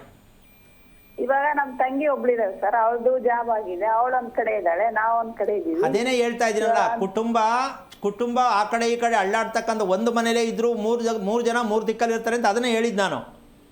ಹಾ ಹೌದು. ನೀವು ಫಸ್ಟ್ ಏನು ಮಾಡಿ ಅಂದರೆ, ಆ ಮನೆಯನ್ನು ಬಿಟ್ಟು 1 ವಾರ 10 ದಿವಸ ಎಲ್ಲರೂ ಬೇರೆ ಕಡೆ ಇರೋದಕ್ಕೆ ಪ್ರಯತ್ನ ಮಾಡಿ. ಅಮ್ಮ ಆಮೇಲೆ ಪ್ರಯತ್ನ ಮಾಡಿ ಅಂದ್ರೆ ನೀವು ಅದನ್ನೇ ಕೇಳ್ತಿದ್ರೆ ಏನು ಮಾಡಲಿ? ಹಲೋ, ಓಕೆ, ಧನ್ಯವಾದ ಕರೆ ಮಾಡಿದ್ದಕ್ಕೆ. ಗುರೂಜಿ, ಇನ್ನೊಬ್ರು ಕಾಲರ್ ಇದ್ದಾರೆ, ಚಂದ್ರಿಕಾ ಅಂತ ಧಾರವಾಡದಿಂದ. ನಮಸ್ತೆ. ನಮಸ್ತೆ ಮೇಡಮ್. ಯಾರ ಬಗ್ಗೆ ಕೇಳಬೇಕಿತ್ತು? ನಮ್ಮ ಅಣ್ಣನ ಬಗ್ಗೆ ಕೇಳಬೇಕಿತ್ತು. ಅವ್ರ ನಕ್ಷತ್ರ ಹೇಳಿಮಾ. ಮೃಗಶಿರ ನಕ್ಷತ್ರ. ಓಕೆ, ಗುರೂಜಿ ಇದ್ದಾರೆ, ಮಾತನಾಡಿ. ಹಲೋ, ನಮಸ್ತೆ ಗುರುಜಿ. ನಾರಾಯಣ. ಹೇಳಿಮ್ಮ, ಯಾರ್ದು ಮೃಗಶಿರ ನಕ್ಷತ್ರ? ನಮ್ಮ ಅಣ್ಣಂದು ಗುರುಗಳ. ಎಷ್ಟು ವಯಸ್ಸು? 28. ಏನಾಗಬೇಕಿತ್ತಮ್ಮ? ಗುರುಗಳೇ, ಅವನು ಮದ್ವೆ ಆಗಿಲ್ಲ. ಮದ್ವೆ ಬಗ್ಗೆ ಕೇಳಬೇಕಿತ್ತು. ಹಾಗೆ ದೀಪ ಹಚ್ಚೋದ್ರ ಬಗ್ಗೆ ಹೇಳ್ತೀರಿ ನೀವು, ಎಷ್ಟೊತ್ತಿಗೆ ಹಚ್ಬೇಕು, ಯಾರು ಹಚ್ಚಬೇಕು ಅನ್ನೋದ್ರ ಬಗ್ಗೆ ಕೇಳಬೇಕಿತ್ತು. ದೀಪ ಎಷ್ಟೊತ್ತಿಗೆ ಹಚ್ಚಬೇಕು ಅಂತ ಏನಮ್ಮ ಅರ್ಥ ಇದೆ? ಎಷ್ಟೊತ್ತಿಗೆ ಹಚ್ಬೋದು ನಿನ್ನ ಪ್ರಕಾರ? ಬೆಳಗಿನ ಜಾವ 5 ಗಂಟೆ. ಹಂಗಿದ್ಮೇಲೆ ಮತ್ತೆ ನನ್ನ ಪ್ರಶ್ನೆ ಯಾಕೆ ಕೇಳ್ಬೇಕಮ್ಮ? ಅಷ್ಟೇ, ಅದೇ ಸರಿ. ಆದರೆ ಒಂದು ತಿಳ್ಕೊ, ಏನು ಓದಿದ್ಯಾ ನೀನು? ಬಿ ಕಂಪ್ಲೀಟ್ ಆಗಿದೆ ಗುರುಗಳು. ದೀಪ ಹಚ್ಚೋದಿಲ್ಲ, ಪ್ರಪಂಚದ ಇತಿಹಾಸದಲ್ಲಿ ದೀಪ ಹಚ್ಚುವುದೆಲ್ಲೂ ಇಲ್ಲ. ಏನು ಗೊತ್ತಾಯ್ತು ನಿನಗೆ? ದೀಪ ಹಚ್ಚುವ ಮನೆ ಯಾವ ಕಾರಣಕ್ಕೂ ನೆಮ್ಮದಿ ಕೊಡುವಂಥ ಮನೆಯಲ್ಲ. ದೀಪ ಹಚ್ಚುವುದು ಇಲ್ಲ. ದೇವಾಲಯದಲ್ಲಾದರೂ ಸರಿ, ವಾಸದ ಮನೆಯಲ್ಲಾದರೂ ಸರಿ, ಬೆಳಿಗ್ಗೆ ಹಚ್ತೀನಿ ಸ್ವಾಮಿ, ಸಾಯಂಕಾಲ ಹಚ್ತೀನಿ ಸ್ವಾಮಿ, ಈ ಹಚ್ಚೋದು ಇಲ್ಲ. ಯಾಕೆ ಅಂದರೆ ನಮ್ಮ ಹೃದಯಕ್ಕೂ ನಮ್ಮ ಮನೆಯಲ್ಲಿ ಉರಿಯುತ್ತಿರುವ ದೀಪಕ್ಕೂ ನಿಕಟವಾದ ಸಂಬಂಧ ಇದೆ ಅಂತ ಪ್ರತಿಯೊಬ್ಬರು ಅರ್ಥ ಮಾಡ್ಕೋಬೇಕು. ದೀಪ ಹಚ್ಚೋದಲ್ಲ, ಸದಾ ಉರಿತಾ ಇರಬೇಕು. ದೀಪ ಒಂದು ದಿನನೂ ಕೆಡಬಾರ್ದು. ಅದು ಒಳ್ಳೆಯ ಶುಭವಾದ ಮನೆ. ದೀಪ ಹಚ್ಚುವ ಮನೆ ದುಃಖ ಕೊಡುವ ಮನೆ. ಹಚ್ಚುವ ರೀತಿ ಅಲ್ಲ, ಉರಿತಾನೇ ಇರಬೇಕು, ಸದಾ ಉರಿಬೇಕು, ಕೆಡಲೇಬಾರ್ದು. ಹಾಗಂತ ದೀಪ ಏನು ಕ್ಲೀನ್ ಮಾಡಬಾರ್ದ ಅನ್ನೋ ಬುದ್ಧಿವಂತರಿಗೆ 2 ಜೊತೆ ದೀಪ ಇಟ್ಕೊಂಡ್ರೆ ಅದನ್ನು ಆರಾಮವಾಗಿ ಕೆಡದೇ ಇರೋ ರೀತಿಲಿ ಮ್ಯಾನೇಜ್ ಮಾಡ್ಬೋದು. 2 ಜೊತೆ ದೀಪ ಇಟ್ಕೋಬೇಕು. ಕ್ಲೀನ್ ಮಾಡಬೇಕಾ ಅದನ್ನು ಬತ್ತಿ ಈ ಕಡೆ ಹಾಕಿ, ಹೊಸ ಬತ್ತಿ ಹಾಕಿ, ಎಣ್ಣೆ ಹಾಕಿ, ಅದರಿಂದ ಇದು ಹಚ್ಕೊಂಡ್ರೆ ದೀಪ ಪರಿವರ್ತನೆ ಆಯಿತು. ನಮ್ಮ ಹೃದಯ 1 ನಿಮಿಷ ನಿಂತರೆ ನಾವಿರ್ತೀವೇನಮ್ಮ? ಇಲ್ಲ.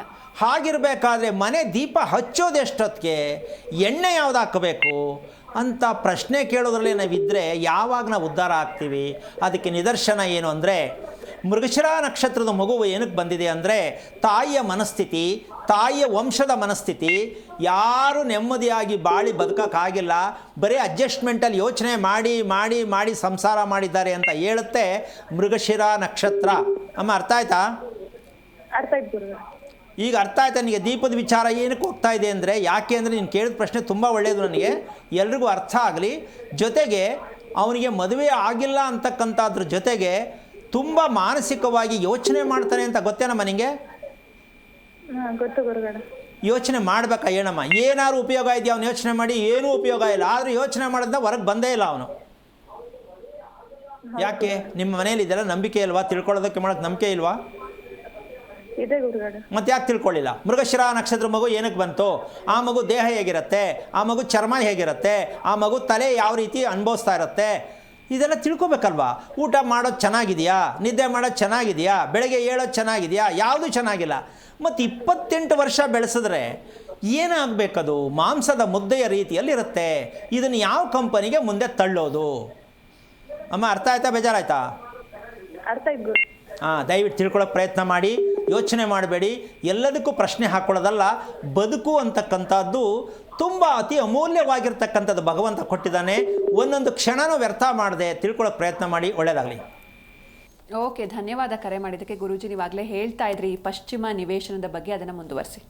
ಈಗ ವಿಷಯ ಏನಂದರೆ, ಮದುವೆ ಆಗಿಲ್ಲ ಪ್ರಶ್ನೆ, ಹೌದಾ? ಆದರೆ ನಾವಿನ್ನೂ ದೀಪ ಯಾವಾಗ ಹಚ್ಚಬೇಕು? ಈಗ ನೀನು ಕೇಳ್ತೀಯ ಅಂತ ಅಂದ್ಕೊಂಡೆ. ದೀಪನ ಯಾವಾಗಲೂ ಸದಾ ಉರ್ಸಕ್ಕೆ ಹೆಂಗಾಗತ್ತೆ? ಆಗತ್ತೆ ಅಂತ್ಯ, ಆಗಲ್ಲ ಅಂತ್ಯ? ಆಗುತ್ತೆ ಗುರುಜಿ, ಅಂದರೆ ನೀವೇ ಹೇಳಿದ್ರಲ್ವಾ ಈಗ, ಅಲ್ವಾ?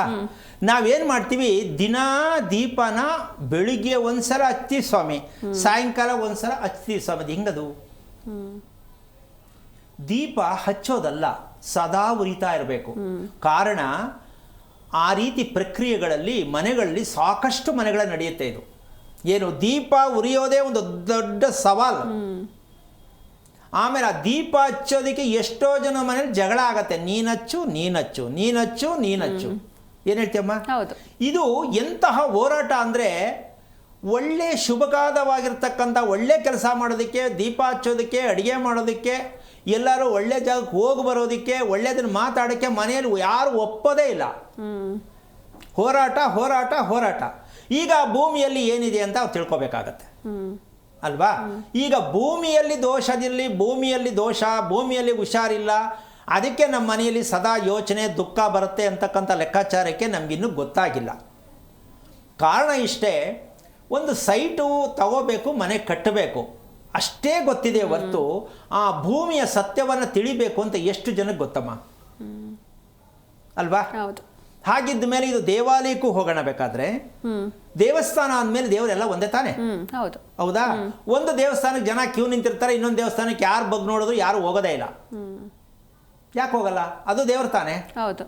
ಇಷ್ಟೇ ತಿಳ್ಕೋಬೇಕು. ದೇವಸ್ಥಾನನೇ ವರ್ಕೌಟ್ ಆಯ್ತಾ ಇಲ್ಲ ಭೂಮಿಯಲ್ಲಿ ಅಂದರೆ, ವಾಸ ಮಾಡೋ ಮನೆ ಎಷ್ಟರ ಮಟ್ಟಕ್ಕೆ ವರ್ಕೌಟ್ ಆಗುತ್ತೆ ಹುಷಾರಿಲ್ಲ ಅಂತ ನೀವೇ ಯೋಚನೆ ಮಾಡಿ. ದೇವರು ಕೂರಿಸಿರ್ತಕ್ಕಂಥ ಜಾಗನೇ ದೇವರು ಜನ ಹೋಗಲ್ಲ ಒಳಗಡೆಗೆ. ಉದಾಹರಣೆ ಹೇಳ್ತೀನಿ. ತಿರುಪತಿ ಶ್ರೀನಿವಾಸರಿಗೆ ಗೋವಿಂದ ಅಂತ ಮೇಲಕ್ಕೆ ಹೋಗಿ, ಗೋವಿಂದ ಇರೋದು ಕೆಳಗಡೆ. ನಮ್ಮ ಜನಕ್ಕಿನ್ನೂ ಅದೇ ಅರ್ಥ ಆಗಿಲ್ಲ. ಮೇಲಿರೋದು ಯಾರು, ಕೆಳಗಿರೋದು ಯಾರೋ ಗೊತ್ತಿಲ್ಲ. ಗೋವಿಂದರಾಜ ಸ್ವಾಮಿ ಪಟ್ಟಣದಲ್ಲಿ ಗೋವಿಂದ ಇರೋದು. ಅಣ್ಣನ ಮೊದಲು ದರ್ಶನ ಮಾಡಬೇಕು, ನಮ್ಮ ಜನಕ್ಕೆ ಗೊತ್ತಿಲ್ಲ. ಸೀದಾ ಬೆಟ್ಟಕೋಗ್ಬಿಡ್ತಾರೆ, ಅಲ್ಲೊಬ್ಬಿಟ್ಟು ಗೋವಿಂದ ಅಂತಾರೆ. ಅಲ್ಲ, ಕರೀರಿ, ತೊಂದರೆ ಇಲ್ಲ. ಎಲ್ಲಿ ಯಾರನ್ನ ಕೂಗ್ತಾ ಇದ್ದೀರಾ ನೀವು? ಗೋವಿಂದ ಇರೋದು ಕೆಳಗಡೆ, ಅಲ್ಲಿ ಕೂಗಬೇಕಾಗಿದ್ದು ಯಾರು? ಶ್ರೀನಿವಾಸರು, ವೆಂಕಟೇಶ, ಬಾಲಾಜಿ ಇರ್ತಕ್ಕಂಥ ವಿಚಾರ. ಯಾಕೆ ಅಂದರೆ, ಬೇಗ ನಾನು ಬೆಟ್ಟಕ್ಕೆ ಹೋಗ್ಬಿಡ್ಬೇಕು ಅಂತ ಆಕರ್ಷಣೀಯ ಎಳೆಯುತ್ತದು. ಅದೇ ಗೋವಿಂದರಾಜ ಸ್ವಾಮಿ ಅಲ್ಲಿ ಮೇಲೆ ಗೋವಿಂದ ಅನ್ನೋರು ಕೆಳಗೆ ಬಂದ ಗೋವಿಂದ ಅಂತ ಹೇಳೋದೇ ಇಲ್ಲ. ಹಿಂಗೆ ಹೊರಗಡೆ ನಿಂತ್ಕೊಂಡು ಈಗ ಬಗ್ ನೋಡ್ತಾರೆ, ಪುರೋಹಿತ ಬಾಪ್ಪ ಅಂದ್ರೂ ಹೋಗಲ್ಲ ಒಳಗಡೆಗೆ, ಹಂಗೆ ನೋಡ್ಕೊಂಡು ಇಕ್ಕ ಬಂದ್ಬಿಡ್ತಾರೆ. ಕಾರಣ ಇಷ್ಟೇ, ದೇವಾಲಯ ಆದರೂ ಸರಿ, ವಾಸದ ಮನೆ ಆದರೂ ಸರಿ, ಸ್ಥಾನ ಬಲ ಇಲ್ಲ ಅಂದರೆ ನೀವೇನು ತಿಪ್ಪರಾಗ ಹಾಕ್ಕೊಂಡ್ರು ಏನು ವರ್ಕೌಟ್ ಆಗಲ್ಲ. ನೀವು ಯಾವ ಪೂಜೆ ಪುನಸ್ಕಾರ ಅದೇ ಇವತ್ತು ಮಾಡ್ತಾರಲ್ಲ, ಸಿದ್ದರಾಮಯ್ಯನಿಗೂ ತೆಂಗಿನಕಾಯಿ, DK ಶಿವಕುಮಾರ್ಗೂ ತೆಂಗಿನಕಾಯಿ. ಈ ದೇವ್ರು ಯಾವ ಕಡೆ ಹೋಗೋದೀಗ? ಏನಮ್ಮ, ಈ ಮಟ್ಟಕ್ಕೆ ದೇವ್ರನ್ನ ತಂದು ನಿಲ್ಲಿಸ್ತಾ ಇದೀವಲ್ಲ ನಾವು, ನಿಜಕ್ಕೂ ನಾಚಿಕೆ ಆಗತ್ತೆ ನಮಗೆ. ಏನು ನಿಮ್ಮ ಇಷ್ಟ ಬಂದಂಗೆ ದೇವ್ರು ಹೊಲಿಸ್ಕೊಳಕ್ಕೆ ದೇವ್ರು ಇರೋದು? ತೆಂಗಿನಕಾಯಿ ಹೊಡೆದ ತಕ್ಷಣ ದೇವ್ರಿಗೆ ಕಡೆ ತಿರುಗ್ಬಿಡ್ತಾನ? ಈ ಪದ್ಧತಿಗಳನ್ನು ಅದು ಯಾವತ್ತು ಹೋಗುತ್ತೋ ನಮ್ಮ ದೇಶದಲ್ಲಿ ಗೊತ್ತಿಲ್ಲ. ಮಾಡಿ ದೇವ್ರನ್ನ ಮೋಜುಗಾರನಾಗಿ ದೇವ್ರನ್ನ ಮಾಡ್ಕೊಳಕ್ಕೆ ಹೋಗಬೇಡಿ. ಅದಕ್ಕೊಂದು ಭಯ ಭಕ್ತಿ ಇದೆ.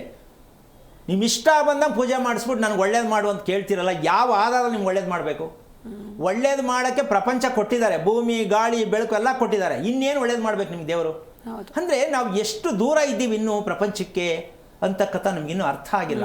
ಹಾಗಾಗಿ ಇಲ್ಲಿ ವಿಷಯಕ್ಕಿಷ್ಟೇ ಬರ್ತಕ್ಕಂಥ ವಿಚಾರ ಏನಪ್ಪ ಅಂದರೆ, ನಮಗೆ ಮನಃಶಾಂತಿ ಪ್ರತಿಯೊಬ್ಬರಿಗೂ ಬೇಕಾಗಿರೋದು. ಈ ಮನಃಶಾಂತಿ ಇಲ್ಲ ಅಂದರೆ ಏಕಾಗ್ರತೆ ಬರಲ್ಲ. ಒಂದೊಂದು ಸೆಕೆಂಡ್ಗೂ ಮನಸ್ಸು ಓಡ್ತಾ ಹೋಗುತ್ತೆ. ಹೌದು, ಹೌದಾ? ಈಗ ಅದಕ್ಕೊಂದು ಸಣ್ಣ ಉದಾಹರಣೆ ಹೇಳ್ತೀನಿ. ಒಂದೊಂದು ಸೆಕೆಂಡ್ಗೆ ಒಂದೊಂದು ಆತ್ಮಹತ್ಯೆ ಆಗೋ ಮಟ್ಟಕ್ಕೆ ನಮ್ಮ ದೇಶ ಬಂದಿದೆ. ಏನ್ ಹೇಳ್ತೀಯಮ್ಮ? ಹೌದು. ಒಂದೊಂದು ಸೆಕೆಂಡ್ಗೂ ಆತ್ಮಹತ್ಯೆ ಆಗುವಂತ ಒಂದು ವ್ಯವಸ್ಥೆ ಬಂದ್ಬಿಟ್ಟಿದೀವಿ ನಾವು. ಯಾಕೆ? ಓದಿರೋ ಮಕ್ಕಳೇ ಜಾಸ್ತಿ ಆತ್ಮಹತ್ಯೆ ಮಾಡ್ಕೋತಾ ಇರೋದು, ಕೆಲಸದಲ್ಲಿರೋರೇ ಜಾಸ್ತಿ ಆತ್ಮಹತ್ಯೆ ಮಾಡ್ಕೋತಾ ಇರೋದು. ಗಾರೆ ಊರನ್ನು ಫಸ್ಟ್ ಕ್ಲಾಸ್ ಆಗಿ ಬೆಳಗಿನ ಸಾಕಾದ್ರೆ ಚೆನ್ನಾಗಿ ಓದ್ಬಿಟ್ಟು ಒಂದು ಟಿಮ್ನಿಕೆರೆ ಅನ್ನ ತಿನ್ಕೊಂಡು ರಾತ್ರಿ ಬಂದು ಮಲ್ಕೊಂಡ್ಬಿಡ್ತಾನೆ ಪಿಕ್ಚರ್ ನೋಡ್ಬಿಟ್ಟು. ಗಾರೆ ಊರನ್ನು ಯಾಕೆಂದ್ರೆ ಒಂದೇ ಥಾಟ್, ಬೆಳಗ್ಗೆ ಹೋಗ್ಬೇಕು, ಸಾಯಂಕಾಲ ಮನೆಗೆ ಬರಬೇಕು. ಹೌದು. ಈ ಓದಿರೋರ್ದು ಹಂಗಲ್ಲ, ಸೈಟ್ ತಗೋಬೇಕಿತ್ತು ತಗೊಳ್ಳಿಲ್ಲ, ಇಷ್ಟಪಟ್ಟು ಮದುವೆ ಆಗಬೇಕಿತ್ತು ಆಗಲಿಲ್ಲ, ಕೆಲಸ ಸಿಕ್ಕಿದೆ ಆದರೆ ಅವನು ಬಯಸಿದೇನು ಸಿಕ್ಕಲ್ಲ, ಅವನಾಗಲಿ ಅವಳಾಗಲಿ. ಸೊ ಇದರಿಂದ ಏನಾಗುತ್ತೆ, ಕೊನೆಗೆ ಒಂದೇ ಸಿಕ್ಕೋದು, ಆತ್ಮಹತ್ಯೆ ಮಾಡ್ಕೊಳ್ಳೋದು ಒಂದೇ. ಇದು ಕೂಡ ಭೂಮಿಯಲ್ಲೇ ಇರುವ ಸತ್ಯ. ಎಲ್ಲರ ಮನೆಯಲ್ಲೂ ಆತ್ಮಹತ್ಯೆ ನಡೆಯಲ್ಲ.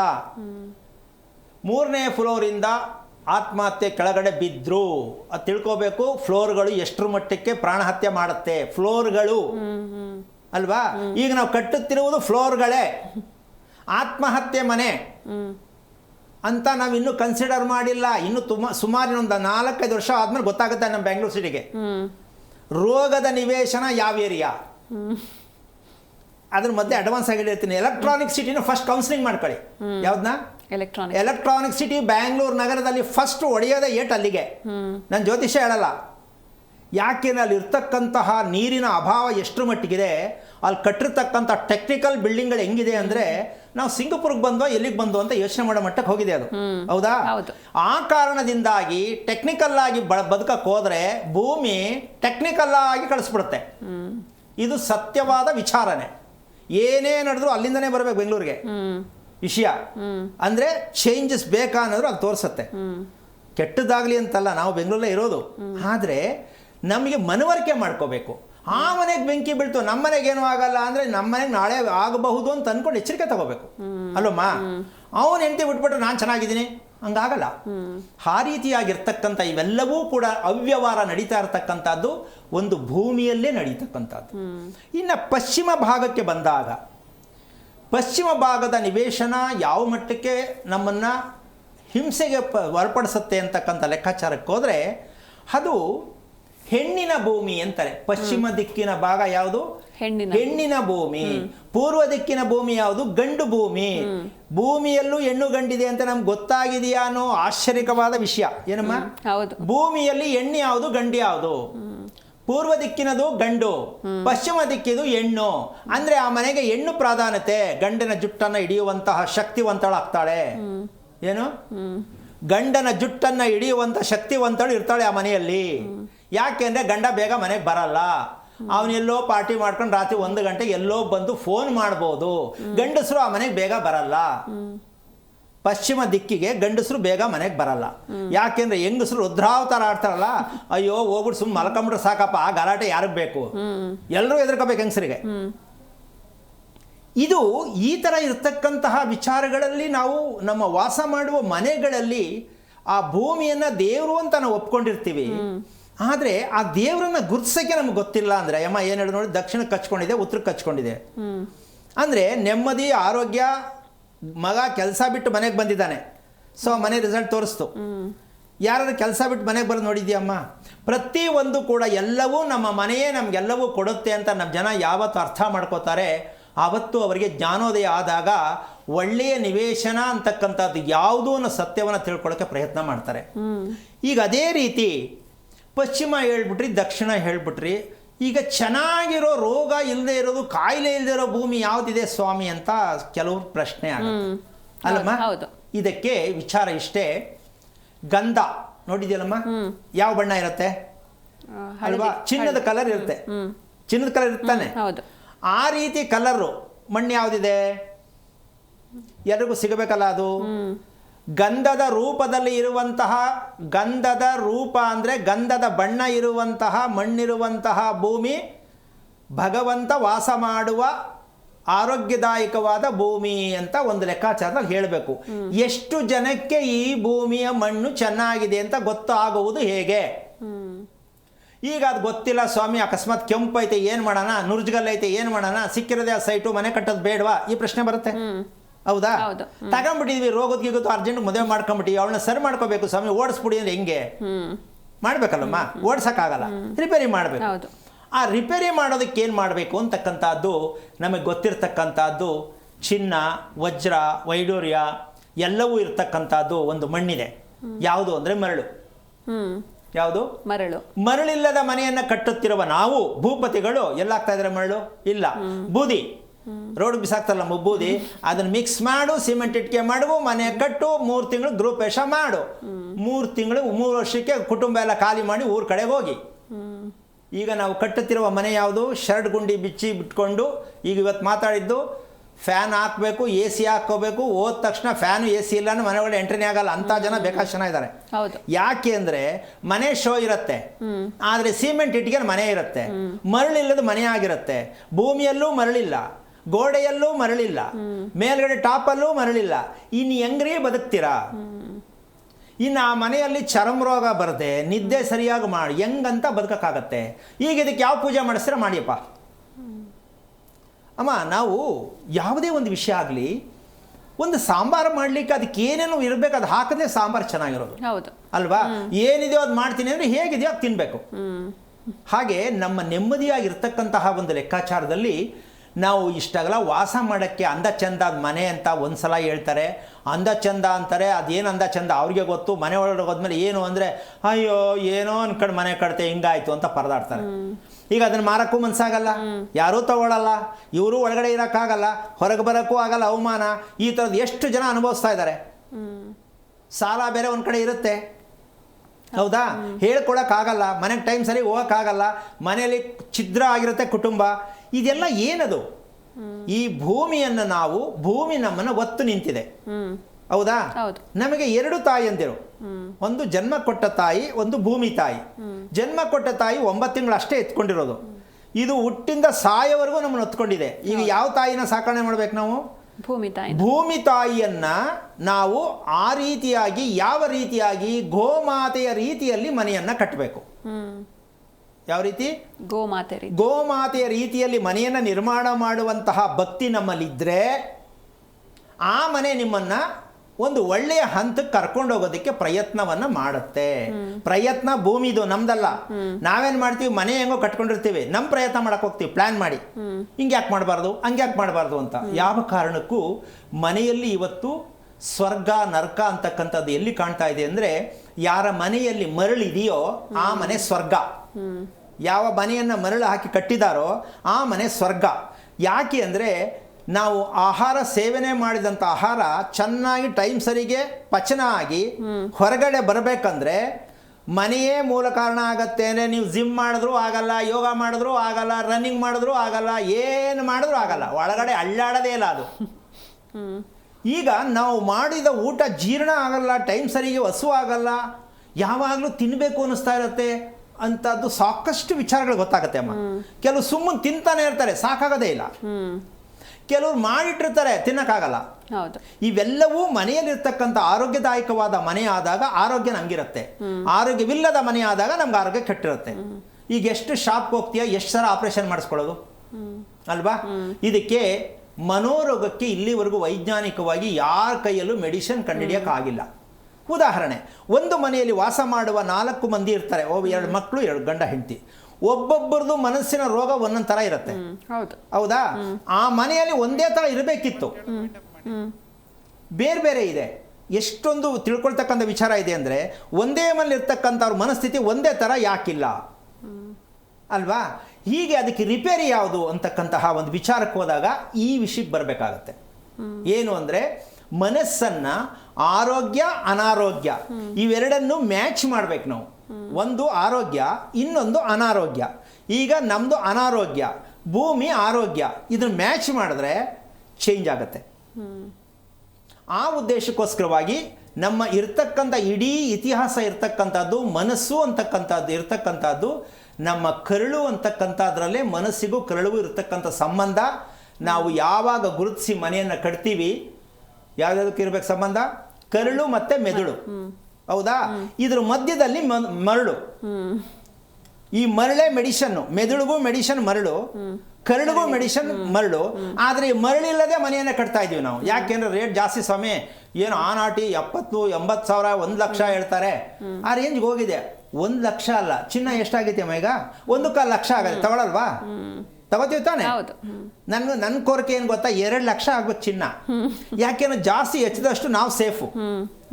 ಕಾರಣ ಏನಂದ್ರೆ, ಚಿನ್ನ ಜಾಸ್ತಿ ಆದಷ್ಟು ನಮ್ಗೆ ಅನ್ನ ಬೇಗ ದಾರಿಗೆ ಸಿಕ್ಕತ್ತೆ, ಅಂದರೆ ನೆಮ್ಮದಿ ಸಿಕ್ಕತ್ತೆ ಅಂತಕ್ಕಂಥದ್ದು. ಚಿನ್ನ ಬೇಡ ಜಾಸ್ತಿ ಆಗಲಿ ಅಂತ ಏನು ಕೇಳ್ತಾ ಇದ್ದೀನಿ ಅಂದರೆ, ನಾವು ಚಿನ್ನ ಅಂತಕ್ಕಂಥದ್ದು ನಮ್ಮ ವಾಸದ ಮನೆಯಲ್ಲಿರ್ತಕ್ಕಂತಹ ಮರಳಿನಲ್ಲಿ ಚಿನ್ನ ಇದೆ ಅಂತ ನಮ್ಗೆ ಇನ್ನೂ ಗೊತ್ತಾಗಿಲ್ಲ. ಅದು ಮರಳಿನ ಕಣ ಒಂದೊಂದು ಗುಂಡಿಗೆ ಇರುತ್ತದು, ಹೌದಲ್ಲಮ್ಮ? ಹೌದು. ಆ ಮರಳಿನ ಕಣ ನಿಮ್ಮ ಮನೆಯಲ್ಲಿ ಎಷ್ಟರ ಮಟ್ಟಿಗೆ ಹಾಕಿ ಬಳಸಿದ್ರೆ ಸ್ವಲ್ಪ ಯೋಚನೆ ಮಾಡಿ. ಬಾಡಿಗೆ ಮನೆಗೆ ಹೋಗೋರು ನಿಮಗೆ ಇದೆಲ್ಲ ಮಾಡಿ ಸ್ವಂತ ಮನೆಯೇ ಕಟ್ಕೊಳ್ತಾ ಇಲ್ಲ. ಬಾಡಿಗೆ ಮನೆಗೆ ನಿಮಗೆ ಒಳ್ಳೆ ಮನೆ ಯಾವುದು ಸ್ವಾಮಿ, ಒಳ್ಳೆ ಬಾಗಿಲು ಯಾವ್ದು ಸ್ವಾಮಿ, ಯಾವ ಮನೆ ಹೆಂಗಿದ್ರೆ ಸರಿ ಸ್ವಾಮಿ ಅಂತ ಕೇಳ್ತಾರಲ್ಲ. ಏನು ಹೇಳಮ್ಮ ಅಲ್ವಾ?